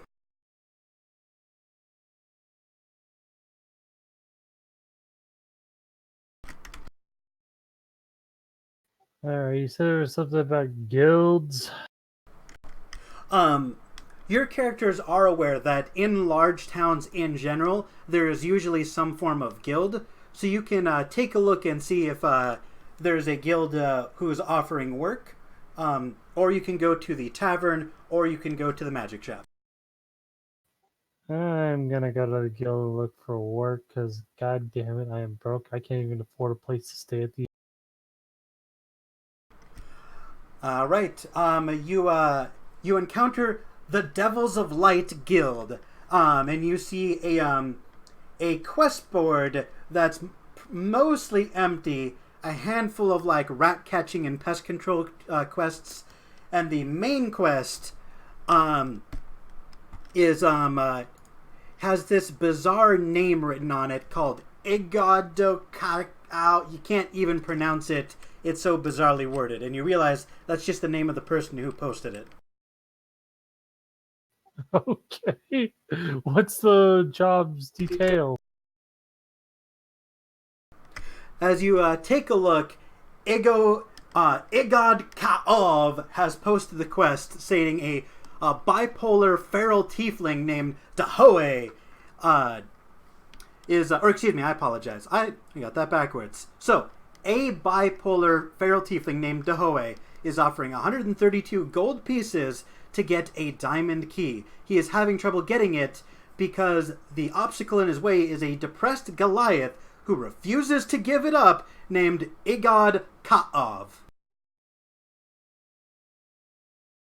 Okay, does the quest does it say where to go to find this Goliath? It gives the address for Dahoe. And I'm assuming it's too late to go see him now, so The sun is setting. It does say that he lives in a small shack next to, not too far from the guild hall. So you can definitely knock on his door. The sun is still up. I'm gonna go do that. I'm gonna go talk to this guy. All right, as you knock on the door, you see a very tiny feral tiefling, about half the size they typically are, and very wimpy looking. And he looks like he has been pouting and grumping all day, his face contorted in anger and frustration. He stomps his way to the door, swings it open. What? Bashar's just gonna look at him and is going, am I to assume your name is Anger for your tiefling name? My name is Dahoe. What do you want? If you don't mind, I'm sulking, and it's very busy work.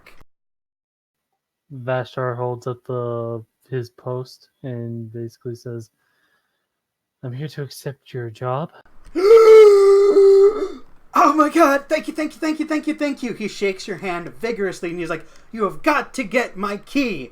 I have been left an inheritance and I can't get into it because the key has been stolen by an idiot.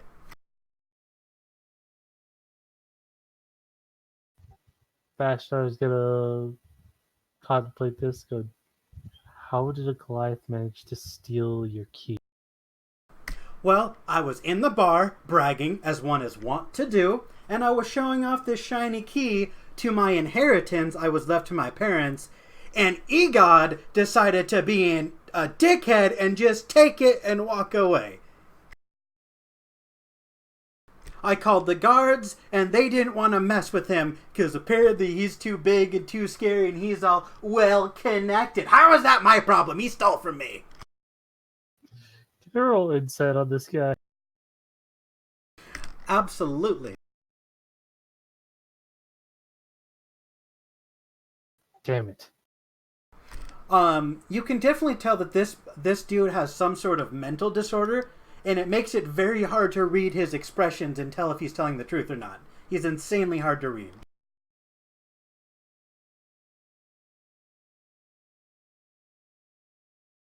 Bashar's just gonna look at him like, have you tried just talking with the Goliath to get it back? He doesn't talk. He hasn't said a word since his wife died, and he's all depressed and mopey, and I don't know why he took my key. He just did. Very well, calm down. I'll go see this Goliath. Where is he? He will give you directions on the other side of town. It'll probably take you about 10 minutes to get there. While you're doing that, what is everybody else doing?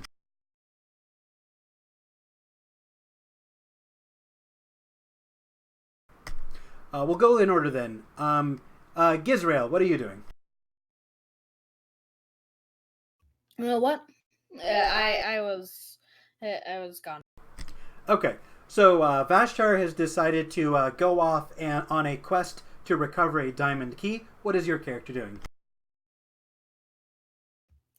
Like I said, I'm with Sete in the tavern, making sure that she drinks responsibly and hopefully securing some betting for the night.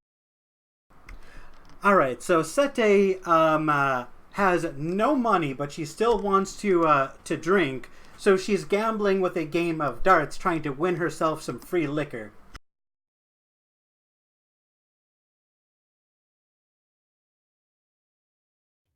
I'll cast guidance on her so she has a bit of an extra kick with her dart throwing. Just because, you know. All right, I'll go ahead and roll for hit with that. One moment.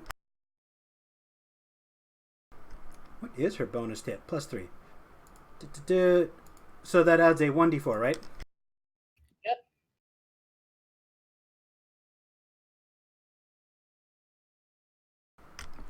So she rolls a 14. Let's see what the other guy rolls.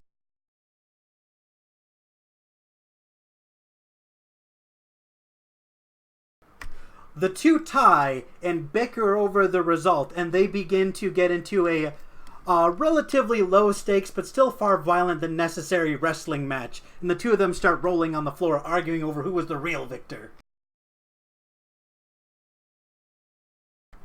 I'm just going to watch, like, yay.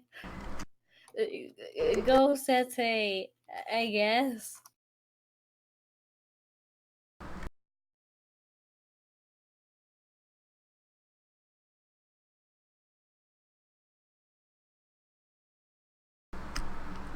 Alright, so Sete got a 17, the other guy got a 16. So you just see these two moth folk rolling around on the ground, flapping their wings violently and screaming and shouting and punching. And you see Sete puts the dude in a headlock and he taps out. And she's like, yeah, it's mine, drinks for me. And she gets a free bottle of whiskey and starts going to town. She just bites the cork out of the bottle and starts glugging. Was she wounded at all by the other moth folk?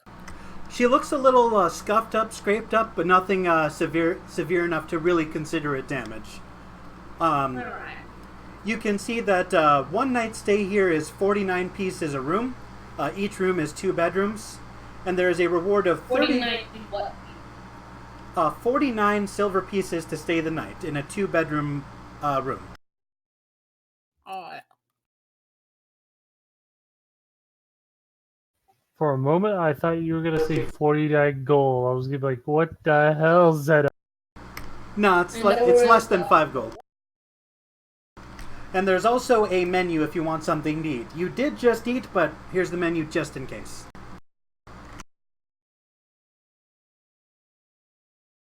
Fried potatoes is very expensive. You're not sure why the fried potatoes are 40 gold pieces? You'll have to buy them to find out.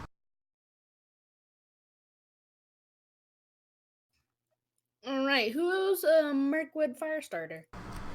So you see there is a shadowy roguelike figure sitting in the corner, cackling as he steals a pile of gold from a humdrum, suddenly depressed mothfolk. He's an elven man with pale skin and beady, angry, mischievous eyes. So, I'd like to play you in dice a bit, if that's alright, Mr. Merk. He pulls out 3 6-sided dice made of bone and he says, "Best of 3." Alright, best of 3. Alright, so he's going to hand you a set of 3 dice. He's going to take a set of 3 dice and he says, "I promise, they're not loaded. I'm an honest gambler. I swear." Alright. I would have called insight check on that shit. Alright, he rolled an 8. Your turn. Now, as he might not be a cheater with loaded dice, I'm casting guidance on myself. Okay. Are you sure you're not from the trickery domain? I'm not sure what I check... was me. You know what? I'll allow it. I don't think he's smart enough to see through your disguise. So, let's see. You win round 1. And it's best 2 out of 3. So go ahead and roll again.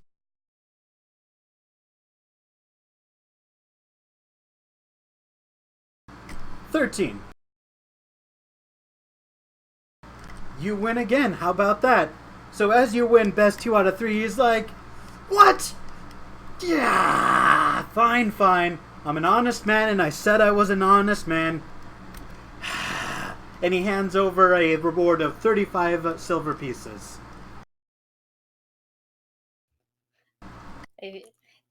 That's great, but I feel so dirty for doing that. Here, Sets, I have 35 silver. Hey, that's 35 beers if I read the menu correctly, which she most definitely did not do. But she just throws the money at the barkeep and just keeps drinking, just pounding them down one after the other. Who does anybody else want to bet 35 silver pieces and gamble away?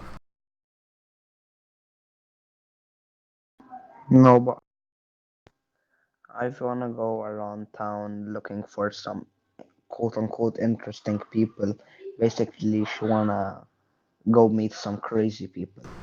All right, so if you're gonna go carousing, Ivy, I'm gonna put you on hold because Gozar is next in alphabetical order. But we're gonna have you make a carouse check in just a moment. Gozar, what is your character doing? He's probably looking for a. He's probably looking for a church. Well, you don't have to go far in a town this size to find a temple, and you find the Temple of Savras, servants of divination and fate.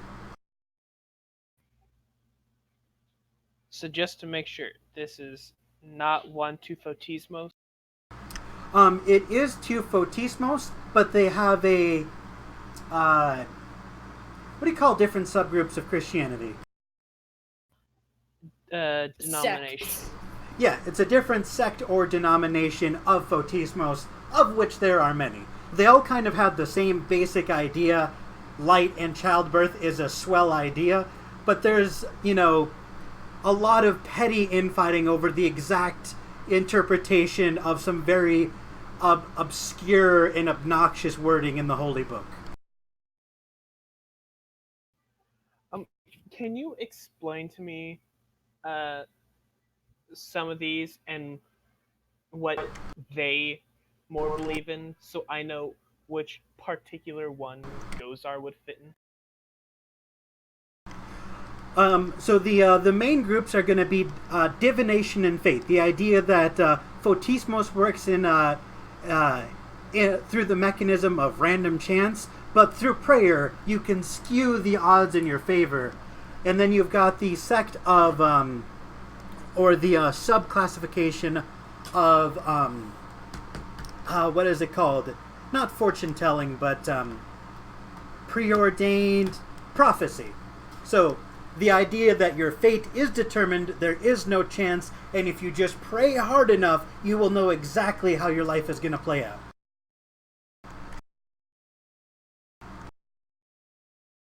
So there's a church of divination and fate, and there's a church of prophecy and order.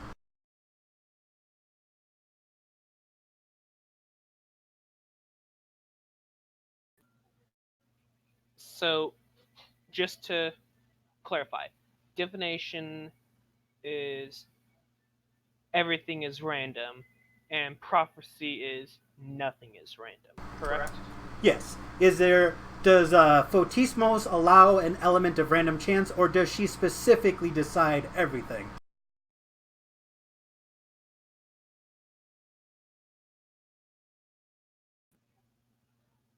Personally, I feel like Gozar would fit under the divination one. And they are welcome to have you. There is a very handsome elven man at the pulpit giving his sermon. There is no light behind him, just a sculpture of their god. And he, along with his sermon, is trying to weasel in a sales pitch for some mystical oil. He's like, Fotismos, goddess of light and childbirth, works in mysterious, unpredictable ways. But I can grant you a small insight into what your odds might be just by my snake oil. Only 100 gold pieces to have a chance at predicting how the odds may play out in your favor.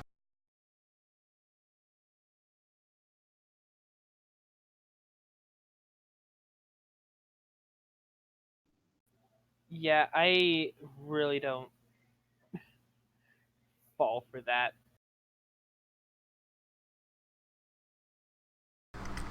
Come one, come all, see as the odds and probabilities of the entire world appear before your very eyes as an illusion. Sir, if I may ask, what exactly is this? He holds up a hand which is missing 3 fingers, and he says, "Why, this is divine snake oil. I have slaughtered some scheming, evil, intelligent serpents and crushed them into this bottle.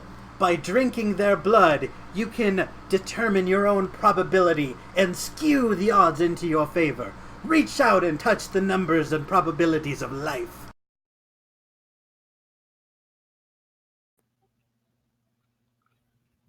You know, under normal circumstances, I would roll insight.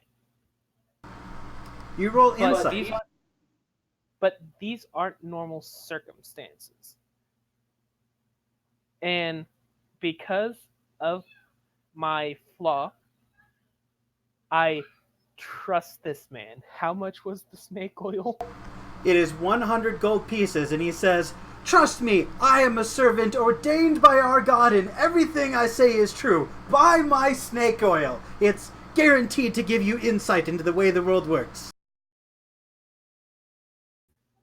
I frown and say that, oh, I don't have 100 gold. Well, you look like the adventurous type. I'm sure you could scrounge some up. Come on, tell your friends, tell everyone, advertise for me. It's God's will. Wait, who's this god you speak of? I thought you worshipped Tismos. Of course I do, the one and only. I start pulling out my battle axe and I say, but who is this god, fella? Photismos. It's, synonym, God, Photismos. Everybody loves the dude, But Photismos is a female, not a male. Well, gods are kind of, that genderless, hoity-toity, divine. Would you look at the time? It's almost time for my sermon to be over. I'm gonna be leaving now. Yeah, he's not getting very far. So what I'd like to do is I'm gonna grab him by like the back of his shirt and I'll say, who are you really, my friend? Because it seems like you're not a true believer in Photismos, and I'm pretty sure others would not want to find out. Yes, I don't know what you're talking about. As you pull him closer and look him in the face, make a perception check with advantage, because you're like nose to nose with this man.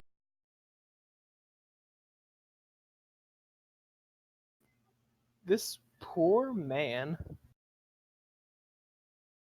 I was trying so hard not to say anything because of what was happening. You fucking called him out. Nat 20. God damn. As you peer into his face, you see his pale elven skin is makeup. And at the very edges of that makeup, you can see the dark gray skin of a drow, which, as far as you were aware, have been exterminated.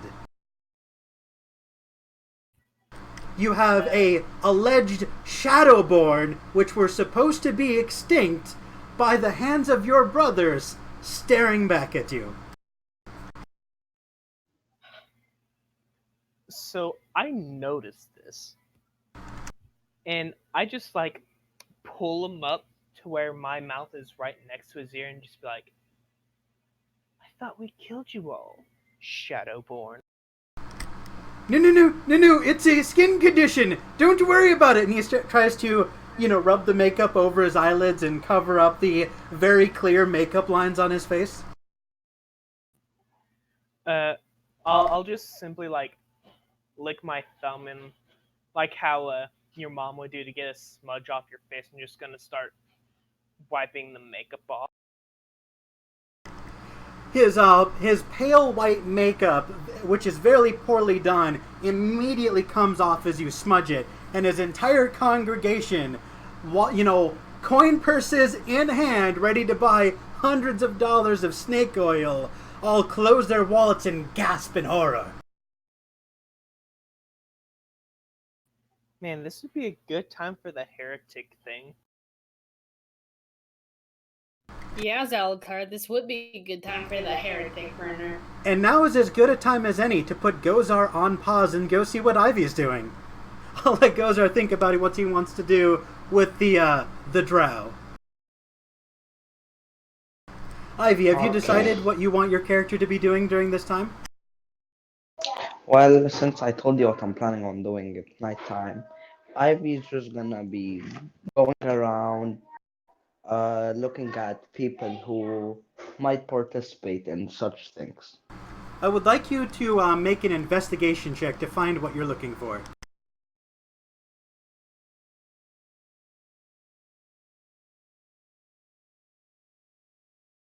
$18. So, you happen to come across in an alleyway, which is far too dark for this time of day, like suspiciously shadowed, as the evening light is shining directly at it. You kind of poke your head around, and you can hear punching and grunting inside, but you don't see a door. You just see a blank wall. Can I touch it? So as you reach out and touch the wall, your hand goes through it. Yeah, I guessed. I go inside. You see about 15 grown, shirtless elven men all pairing up, or about 14 of them all paired up in groups of 7, just absolutely wailing on each other, just crunch after crunching blow to the ribs.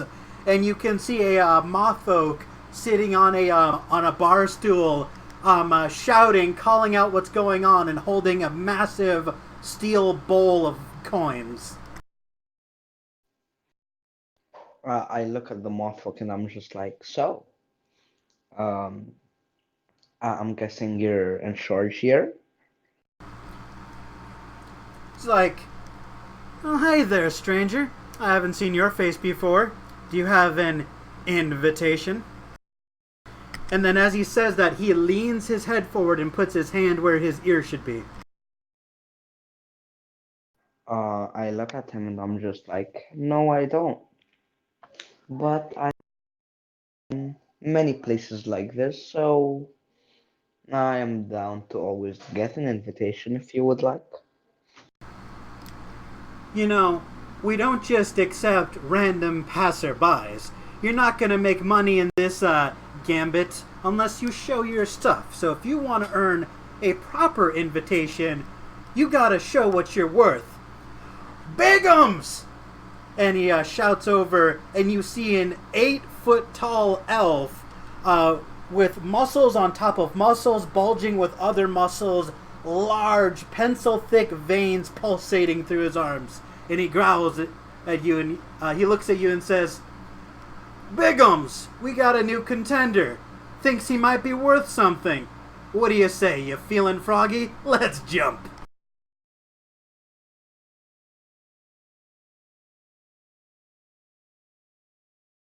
Ivy's gonna look at. Well, I don't mind fighting him. Well, if I'm being honest. Do you want to I'm get into being a honest. one-on-one with Bigums? Yeah, but I would like to say something. I would like to say something first to the guy. Okay. Well, I'm gonna fight him anyways. But I'm gonna fight him. I would like to say that I don't think most of these people can even fight one-on-one. But I'll do it to prove myself. You don't think they can even fight you one-on-one?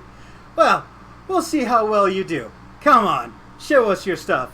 He kicks over a bunch of trash, fast food wrappers, drink cups, random pieces of garbage on the floor, clears out a haphazard ring about 15 feet in diameter, and he says, "Let's see what you got, friend." And you see Bigums lean forward, tap his chin, and he's going to give you the first move.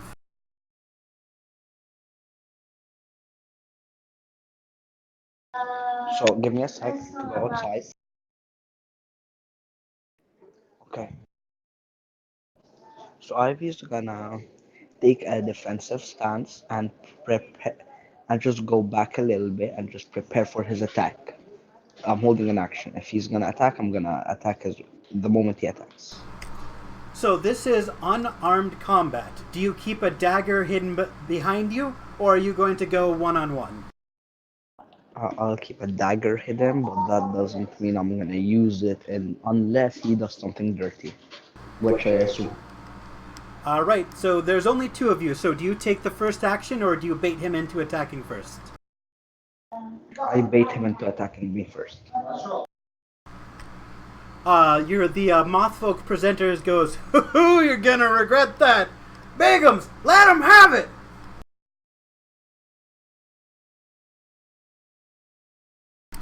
So you see this big, slow elven man cock his fist back over his head, almost like he's holding up a torch, and he doesn't even properly punch. He just swings his fist down, letting the weight of it carry it down, and with a whopping 8, misses completely, denting the floor underneath his fist.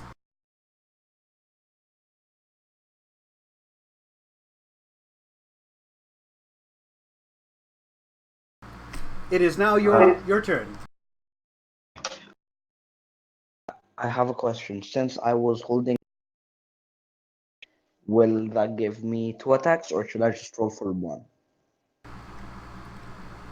So, you said you were holding. No, that wouldn't give you 2 attacks if you're just waiting for him to attack. Okay, fine. Then Ivy, as soon as he is going for the hit, Ivy's gonna give him an upper punch in the stomach. Alright, he is bent over, his fist resting on the ground. You go in for an uppercut, and wham! With a 20, you hit his armor class, dealing 3 damage. You can hear him go, "Huh!" and just kind of take it. Your fist is just buried under those abdominal muscles. Do you have any other actions or bonus actions you'd like to take?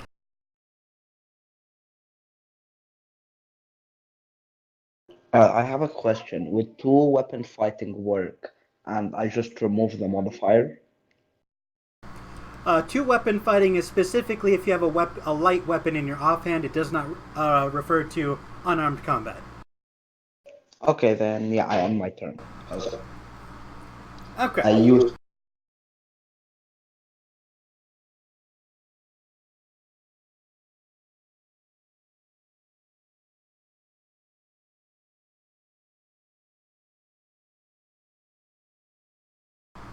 I'm assuming a 20 hits your armor class.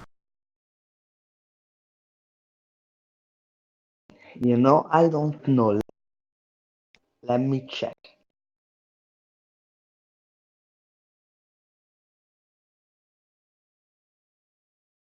You know what's crazy? My my AC is 500, so it wasn't that Really? Oh, bullshit! Alright, as he raises his giant ape-like fist into the ground, he just drops it on your head, dealing 5 non-lethal damage to your skull. How you doing? Still standing strong. Alright, your turn. He's only got the 1 attack. Ivy's gonna go for the Dick balls. You're gonna strike him in the nads? Take a -2 circumstance penalty. If you land it, you'll do an extra d4 of damage. Great.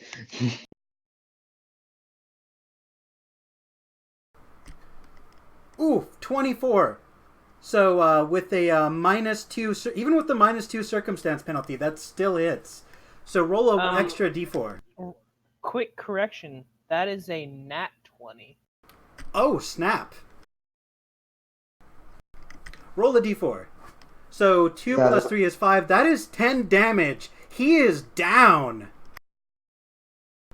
With a swift kick to the testicles, you bring the man to his knees, and he is holding his testicles in shame. I was just gonna smile and just like, well, I have to say you are, but a bad guy. And I start singing by Billie Eilish. Alright, he's like, well, maybe you might have something worth watching after all. And as you look around, you can see the moth folk pointing towards the crowd, who now starts betting furiously. There's one guy in the crowd hiding in the shadows who just starts raking in the gold. People start showering with him. He's like, I know, I bet it on the logons. Gimme. As people just start passive-aggressively chucking gold coins at him. We're going to put you on pause. I would like you to make an athletics check and a strength save, a con save, and a dex save, and then I'll get back to you in just a moment. Vashtar, what is your character doing? Well, I'm heading over to that one Goliath's house to settle this matter. Alright, as you knock on the door, you see a very sad-looking Goliath, about 10 feet tall. He opens the door by putting his hand through the hole where the doorknob used to be. It looks like he's ripped out the doorknob at some point. And he goes, "Ugh." And you see he's got a shiny diamond-like key on his hip.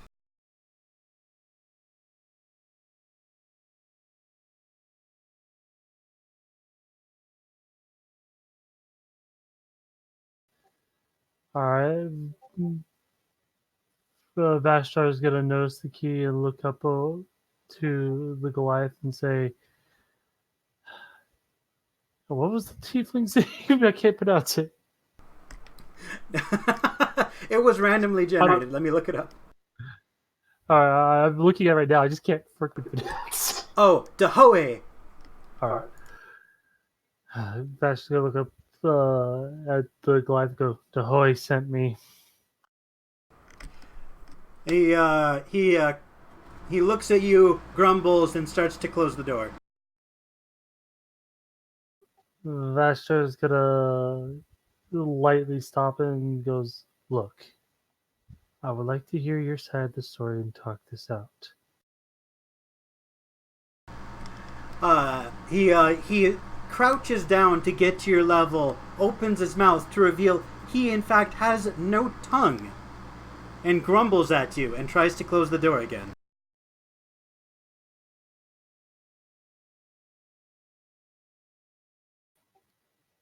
Fuck.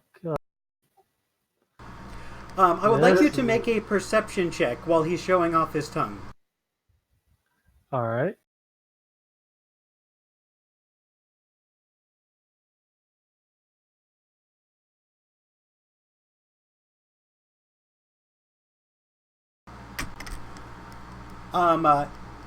He himself doesn't look out of the ordinary, but what does look out of the ordinary is a large chest with what appear to be either crystals or diamonds embedded into it.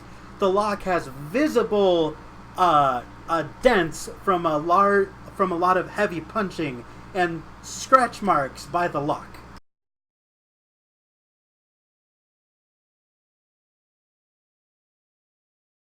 Vashtar's gonna again kind of prevent him from closing the door after he knows the chest and gonna look at the Goliath and goes, and nod yes or shake your head no to answer this question. Is that key to that chest? He shrugs, goes over to the chest, and he tries to put the key into the chest, but he's got such tired, scarred hands, and he's got a slight shake to it, and he doesn't have enough hand-eye coordination to even put the key in the lock to find out. So he just scratches up the lock, hitting the diamond key into the diamond chest.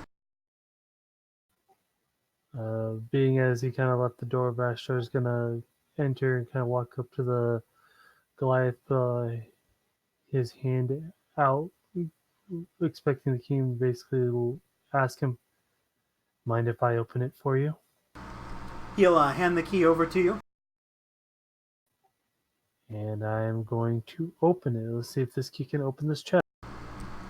You, the diamond key fits, but it does not turn the lock. It is immediately obvious this is not the correct key. And when he sees that the key does not open the lock, he just, grabs the chest, tries to peel it open, and you can see the glow of magical energy physically holding it shut. Too bad I don't have the knock spell, huh? Well, fuck. Actually, let me see. Could I even get the knock spell at this level? Doubt it. I don't even have the money to learn Oh, it. it's a second level. Do you Yeah, of have course. do you have proficiency with thieves' tools? No, I don't. The only thing I'm proficient in is Arcana, which will only help me understand the law, the magic. He takes the diamond key from you and just starts, as it's in, he just tries to keep twisting it and force it open, whether it wants to be opened or not. And you see he's on the verge of breaking this key. Bashtar's gonna stop him and say, "Calm down. Let me examine the chest here real quick."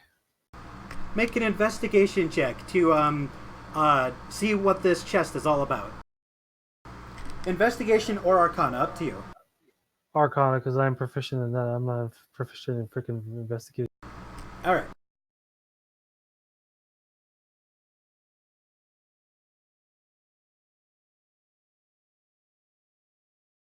God damn, my rolls are not with me today. You can't tell exactly what the spell is, but it is a level 1 spell holding it closed. It probably wouldn't be too hard to dispel if you had that magical spell, or if you could find the scroll to do so. It's either that or find the correct key.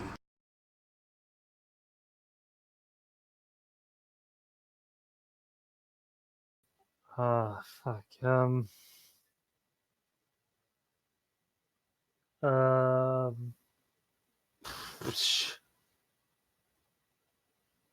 I don't have a fucking knock or dispel. I'm not that high of a level. I'm only a level 2, Zeno. Ashtar's gonna look over to the Goliath and go, "Do you have any magic scrolls on hand?" He points at tools that are far too large to fit in the lock and probably too heavy to wield easily. He appears to be some sort of woodcarver, as he's got a lot of knives, blades, small tools, and wood carvings. And I'm gonna assume none of this is gonna help. Nope, it is magically shut. So you can buy the scroll, find someone who knows the spell, or find the correct key.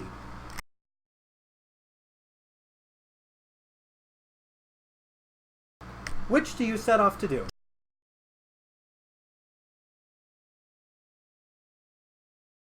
Vashtar's gonna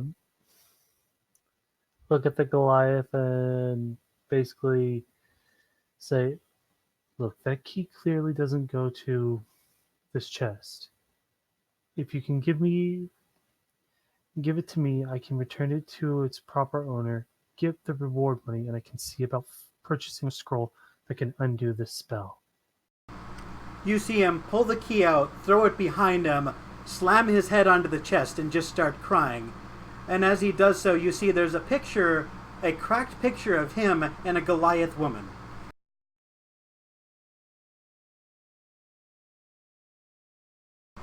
And you distinctly remember there are not very many Goliaths on this island. They're almost an extinct species.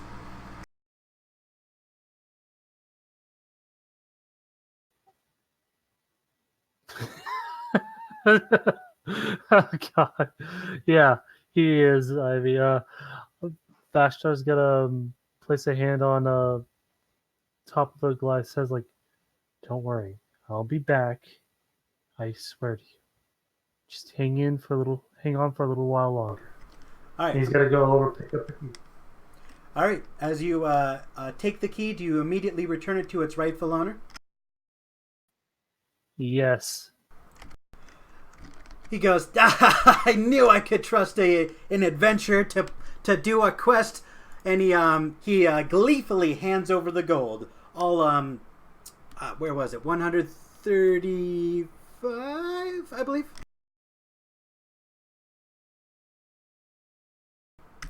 The document is loading, so I'll say 135 even. All right. And now I want to go to a magic shop and see if I can't find the damn scroll to dispel or a knock. All right, there is a magic shop in the general chat, and we're going to put you on pause. Zalatar, what are you doing?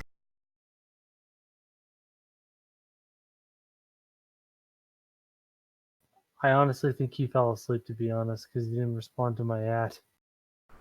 Are you still with us, Zalatar? I'm assuming not. So, top of the alphabetical order, Gizrael, what are you doing? Nothing's really changed. I'm still trying to get rooming. How much does it cost for all of us to have comfy housing? Depends on how all of you want to sleep. If you're all comfortable just cramming yourselves into a 2-bedroom and having some of you sleep on the floor, it's only 49 silver pieces for a room. But if you want multiple rooms, it's obviously going to be more.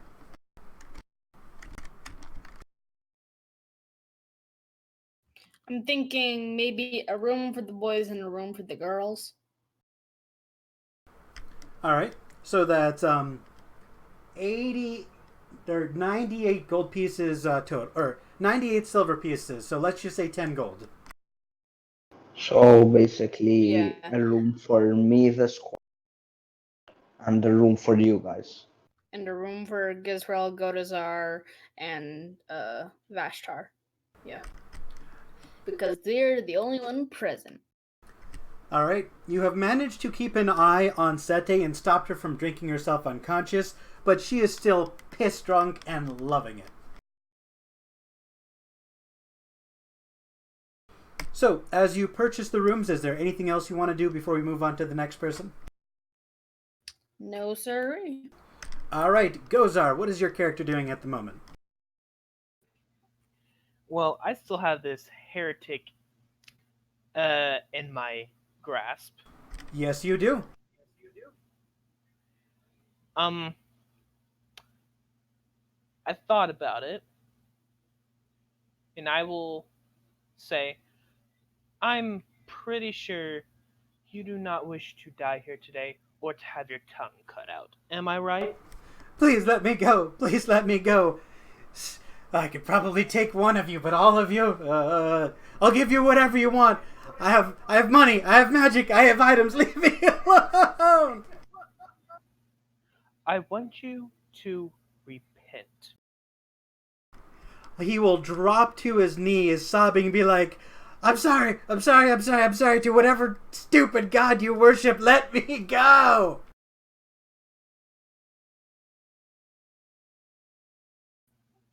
Well, Help me escape. I'll give you whatever you want. Money, items, magic, you name it. I've got it. It's yours. Help me get out of here before they tear me apart.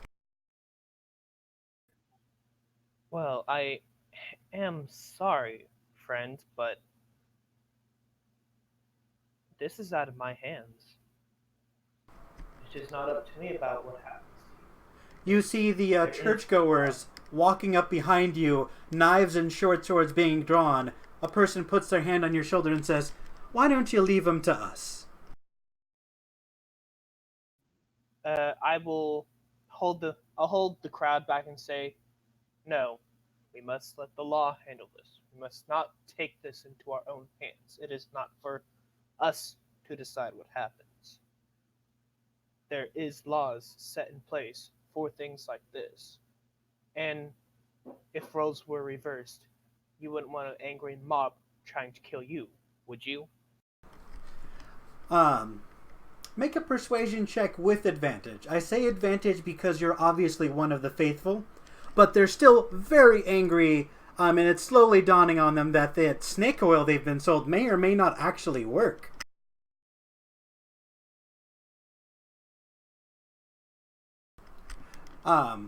They get progressively more aggressive, and they're like, "Look here, Bugbear, we elves know how to handle our own. Move aside." I will stand firm and I'll just be like, yes, you may know how to handle your own, but he is not one of your own. He is a dark elf, not a wood or high elf. You get His- in. Sorry, go ahead. You go ahead. So, as you try to calmly explain to these people why they shouldn't stab murder the drow who sold them fake potions, they start shouting over each other, throwing things, making enough ruckus for the guards to walk in. You see a trio of elven guards in mithril armor walk up and go, "Do we have a problem here?" I will just sigh and I'll say, we might have two problems, officer. I will hold my hand out to the drow and I'll say, this man does not. He is a guy, right? The drow. Yeah, it is a dude. Okay. I will point at the drow and I'll say, this man does not believe in Photismos. And then I'll point a hand at the crowd. The crowd here wishes to take the law into their own hands instead of letting him go into your hands. Well, we can't have heretics in our city. But murder isn't what Photismos would want. Come with us, friend. You're going to pay for your crimes with labor. Let's see if you've stolen anything else. And the three guards move to arrest him. Do you get in their way, or do you let them arrest him? I let them arrest him, but I make sure to keep the crowd away from them. All right. The people give the guards some space to work, and they start patting him down and pulling random things out of his pockets. One of which is a wooden key with the word diamond written on it. They assume it's garbage and just kind of throw it behind him, bag all of his little goodies as evidence, and carry him away. That bastard. So obviously, I know what the key does. Gozar doesn't, but he will still go over and pick up the key. The key looks very old, and you can see it's got the symbol of a diamond on it, the word diamond written on it in common, but it is in fact just old mahogany wood. It looks like this used to be a valuable item, but it has since succumbed to water and wear. That is mahogany. All right, now calm down there, Effie. So, do you take the key? Yes. You feel a very unwelcome presence from your fellow patrons, and they all, as they all start to pile out, they sneer at you and go, Since when are bugbears not the vicious type? The one time you need a bugbear to tear somebody's head off. Gah! I just sigh because Gozar is probably used to being scrutinized. All right, and then we're going to put a pin in you and switch over to Ivy, who had decided to enter the fight. With a strength save of 8, a dexterity save of 22, and a con of 2, you have been very fast and agile throughout multiple fights. You have gone through a gauntlet of about 3 fist fights, backflipping and high jumping and, swinging from the chandelier. But with a constitution save of 2, you are exhausted and you take 1 level of exhaustion. You have defeated 3 opponents. Roll a D100 to see what your prize winnings were.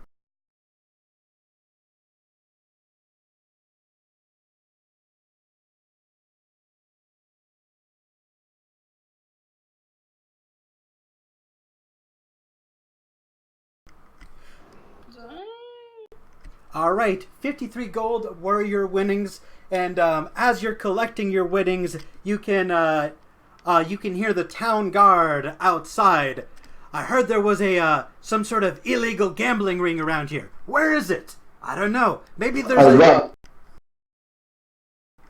I would like you to make a stealth check as the guards start pounding around trying to find the secret entrance. That's not gonna cut it. Since you had I'd like you to make an acrobatics check to dive out of the room and to safety before they fall through the open door. You can see their feet and hands coming through.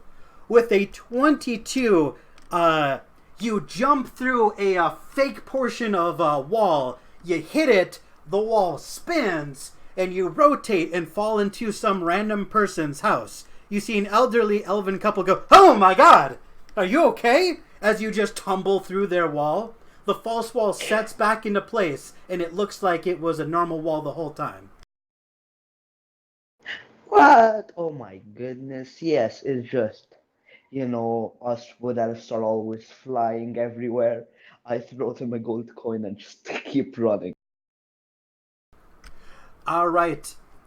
So, you try to run, but you find yourself running at half speed. You grow exhausted, and from this point forward, all of your checks are at disadvantage.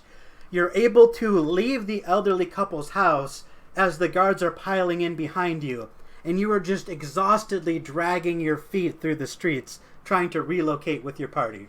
Is there anything else you'd like to do in this area before you regroup? Yes, Ivy's just gonna, well, since she's exhausted, she's gonna try to find the nearest inn. I don't care if it's the one that Alex is in. I'm just going for an inn. All right. You are able to meet up at the inn with Gizrael and Sete, who are already waiting for you. We're going to put a pin in you. Vashtar, what is your character up to? Well, I just went through browsing to the shop and there was nothing to help me. So nothing. And we need to talk about your prices, man. Some of this shit's outrageous. Yes, the items here are very expensive. So the you and the squire are inside the magic shop. The squire is just kind of looking around absent-mindedly, going, "I think everything here is a little bit too expensive. Maybe we should regroup with the others and see if they found anything." I agree. Before we do, mind telling me what spells you're capable of, what you have prepared? Well, I'm just the most useful person in the party because I'm the best squire ever. Let me tell you all about my spells. As I look through her spell slot list. I doubt she has what I need, but for role-playing purposes, I have to. Well, I've got Featherfall, Dissonant Whispers, Discordant Melody, Cure Wounds, Thunderclap, and Forceful Speech, because I'm the most useful person ever! Basha's gonna kind of like give her like a look like, well, you're no help, and basically say, unfortunately, you don't have what I need at this time. Aw, you're so mean! It's not to say you aren't useful, it's just I need a particular spell. Let's go regroup with the others. Alright, as you regroup with the others, Zalatar, are you still with us? Oh, Nya nya nya nya nya nya nya nya nya nya nya nya. yeah, even with idle. Okay. So, all of you regroup at the tavern. The rooms have been bought and paid for with only 10 gold pieces, with 2 silver to spare, and you are all in the tavern, in your rooms, having a meeting.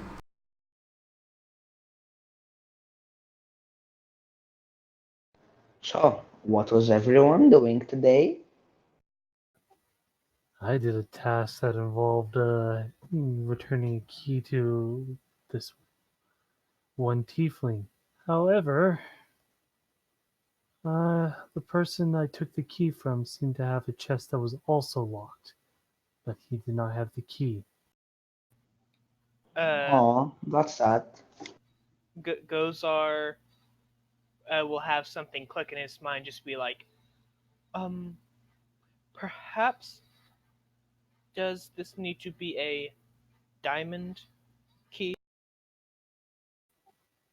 Vashtar's gonna look at him and is like, I wouldn't know exactly, but the chest was decorated with diamonds and other jewels on the rims. It seemed very important to this Goliath. Gozar will go, he will reach into his pocket and pull out the key and just be like, well, I found this on a heretic earlier today.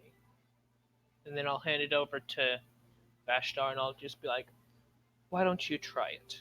And I'm going to also say a small little blessing over the key. So if the Goliath does use it, he won't feel so upset anymore. Vashtar's gonna take the key and look it over, goes, well, let's hope this works. Thank you, Gozar. I'll see to it that he gets it immediately. And Vashtar walks out. All right. As you return to the man's home, you see that the door is closed, but there's still no doorknob, and you can hear him crying inside. I'm going to knock on the door.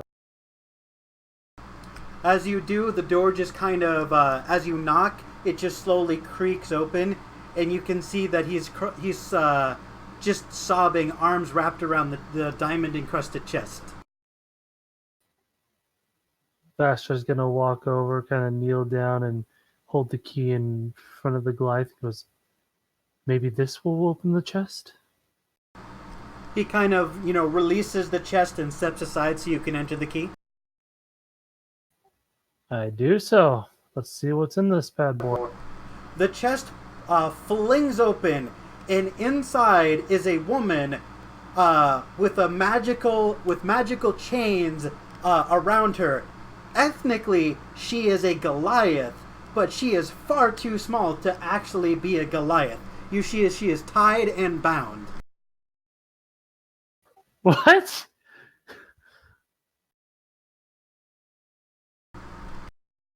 Arcana check on the fucking chains? Absolutely.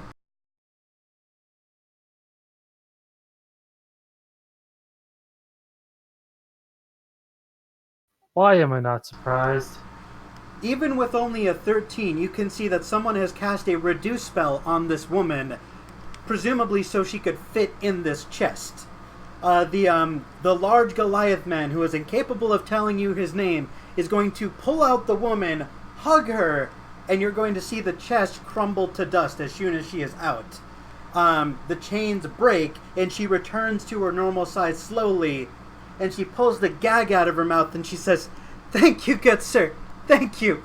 Is there anything I could do to repay you? I have been in that chest for a week." Vashtar's gonna hear this and just kind of stand up. Is like, there's really no need. But if you have anything of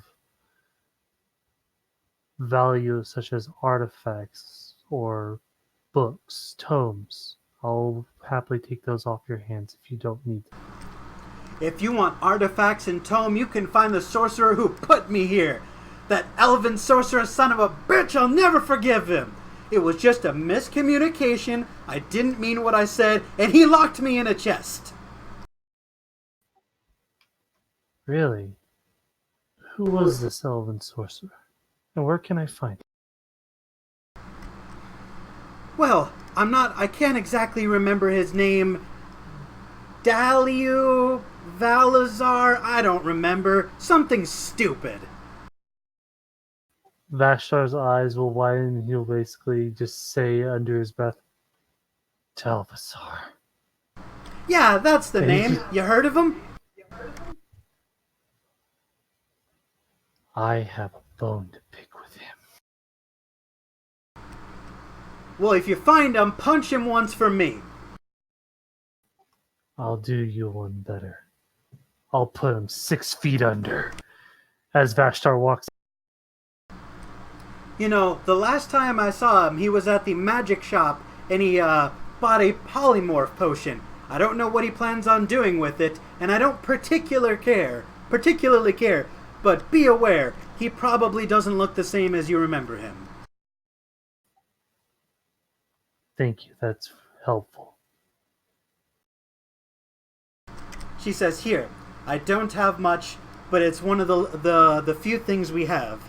And she pulls out a potion of greater healing. Awesome, I'll fucking take that. And actually, that is a very good point. Can I roll for possibly insight to see if there was anything off-put about the tiefling, maybe? Actually, no, wait. Polymorph can't change size, so that wouldn't make sense. Dalvazar isn't as short as you described. The tiefling was about half the size, like maybe 3.5 feet tall. Far too short to be your Dalvazar. Yeah, Dalvazar. He's supposed to be like a high elf sorcerer. Yeah, he's way too short to be your man, but he may or may not know something about it. You'd have to ask him, but definitely wasn't him.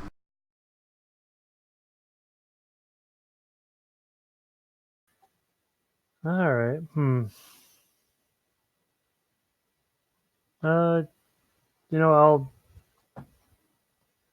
I'll roll for insight, just all the same, just in case, because freaking Gozar's trying to make a valid point, but yeah, it would not change race, but I'll roll for insight.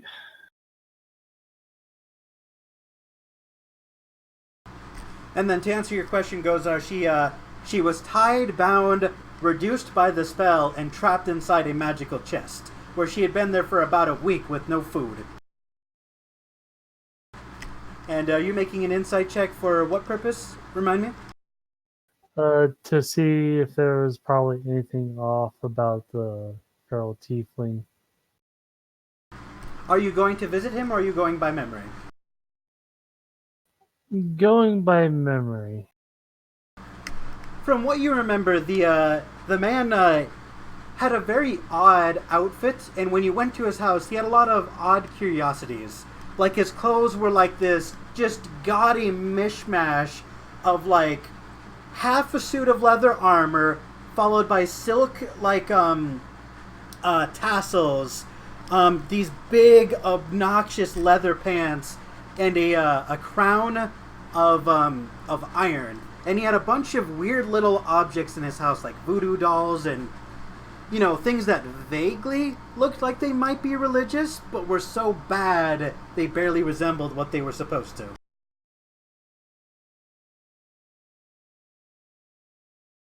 I almost want to go back there.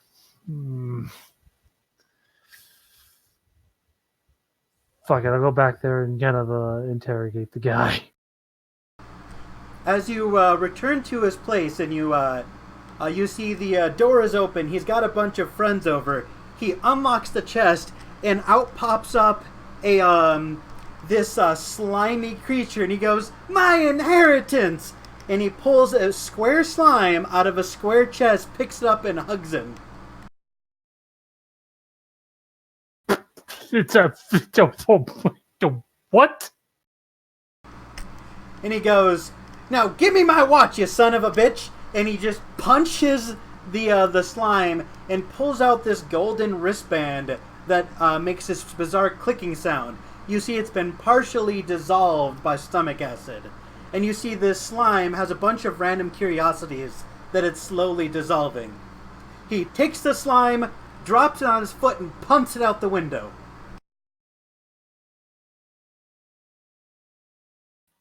I think I'm done here.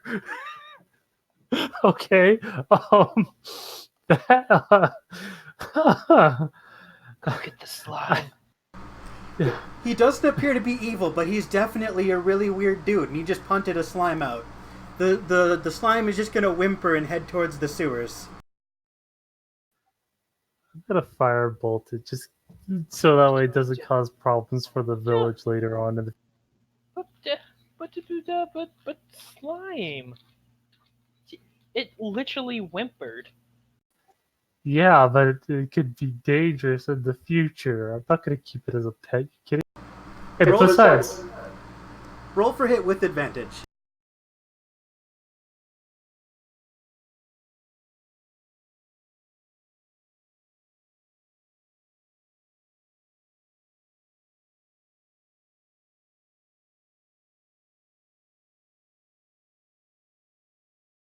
nah, 20. You obliterate that thing and incinerate everything that was inside of it. There's this charred gobs of slime juice just splash onto your clothes and slowly roll off. It wails and cries in agony as it dies horribly. Basher's not gonna keep it as a pet, guys. Come on. And besides, we have a moth that thing probably would have eaten. Come on. We never said keep it as a pet, don't fucking kill it like that. It whimpered. You think a slime that whimpers after just getting out of a chest, being hugged, punched, then kicked out of a window, you think it's gonna try and hurt someone?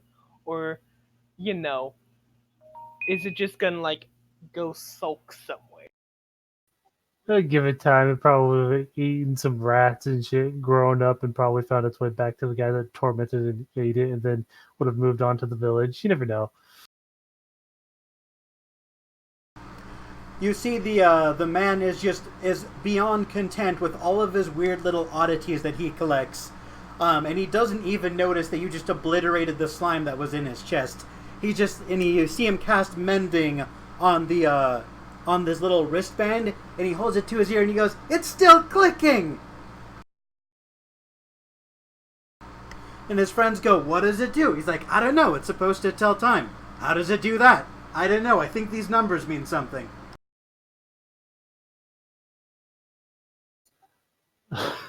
Basher's just gonna shake his head. He's gonna go back to the tavern and he's gonna ask everyone if they've like seen anything, like met anyone that was out of the ordinary, that just seemed off.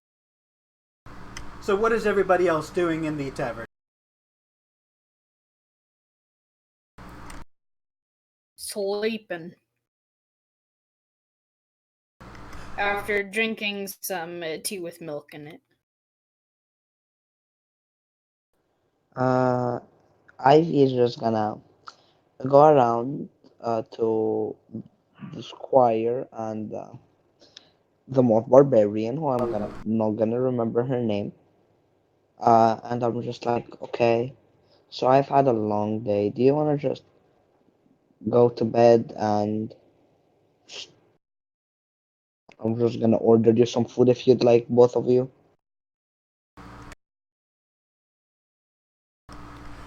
Alright, yeah, you can absolutely order some food if you would like to.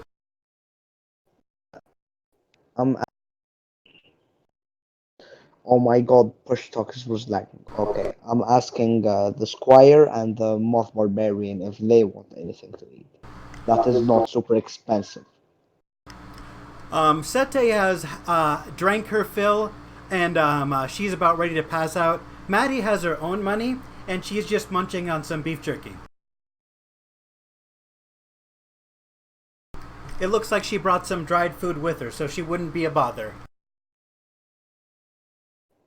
Oh my god, that's so sweet. Okay, then I was just gonna probably order some sour lamb and just go to bed. Alright, so the next city on the map is the Silk Farm, where the next event is going to take place. Do you guys want to end it here, or do you want to push forward to the next chapter? Let's keep it here. It's 3 hours already. Alright. Yeah, for about 40 minutes I gotta take my wife. Alright, so we've got a, once you fight, just so you guys are aware, just in case you're not, every time you kill a moth eater, you level up. So we've got one of those encounters, another city, and plenty more to go. Today was a Alright. fun. Yeah, I'm really enjoying this. Gozar feels a sharp pain in his heart as if something innocent was killed. Oh, come on. It would have grown up and eat everyone alive. We could have That's raised not how him to be slime better. works. Yes, he's right. Yeah, if we rolled high enough, but I am not good at animal hand. I am a. Well, then maybe you should have found the slime. You son of a bitch. I'm killing you. I don't care if you're the only elf with me. I'm killing you. You know what, Zeno? I literally am going to make a character now, and with your permission, I want it to have a pet slime. A pet slime. In memory of this slime. Your character for the Twinkles one shot has a pet slime. Oh no, he has. Oh no, he has a pet wolf spider. If you can Slime find and a spider, CR, tomato. if you can find a CR 1/4 slime or lower, I'll let you have it.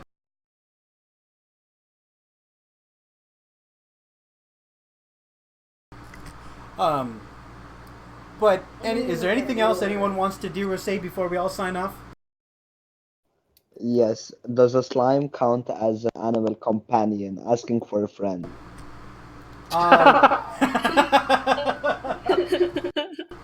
It can if you're a ranger. Well, hey, would you look at that? Let's look Oh at my the god, look oozes. at the coincidence! Look at that Whoa. coincidence! Again, then why weren't you there? Like we Quick question: how discussed, do you you're spell not allowed to talk. A 1/4, right? Okay, so you can either have a reduced threat gray ooze, an Oblex spawn, or I'm pretty sure there's another one. Let's see. Or actually no, that's just it. You can have one of those.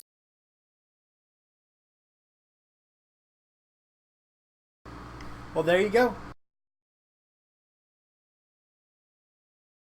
Okay, I'm checking right now, and there is. I went from zero, challenge rating of 0 to 1. So there's Grey Ooze and Noblex Spawn, and Ooze Folk. Not sure how that works. Prince Livid, Psychic Grey Ooze, Reduced Threat Grey Ooze, Reduced Threat uh Ochre OCHRE. jelly. Huh? Ochre jelly. Ochre Jelly, thank you. And a Silent Grey Ooze. Ooze Folk is a homebrew race I made. They're basically amorphous blobs that can spawn hands and grab weapons. Well, no, there's an actual one in the bestiary. Yeah. Wait, really? It's from Yeah. Lost Labyrinth of Qualish. Didn't know that. Yeah, fragile bones. For each 5 damage it takes, the Oozefolk's walking speed is reduced by 5 feet. The hell? Yeah, look at this.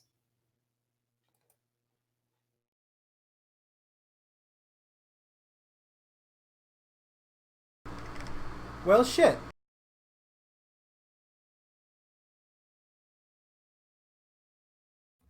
It's actually pretty cool. That is interesting. It's a challenge rating 1/2 is what it is. So, that is a very interesting thing, but I have no use for it. I mean, if you send enough at people, they'll certainly do something. Oh, I'm sure they and their fragile bones are really gonna fuck you guys up.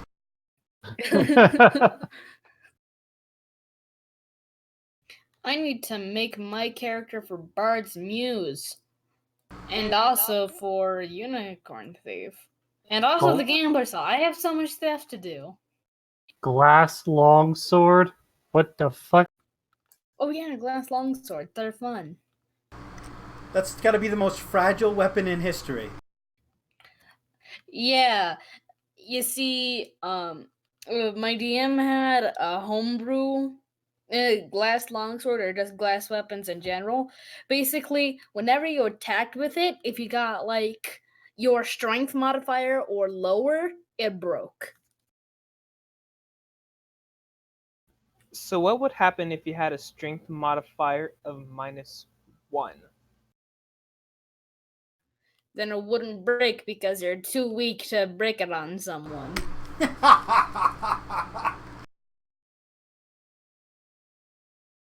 Which means you're a pussy. Correct. Don't you have a negative strength? You pussy. All right. Pussy.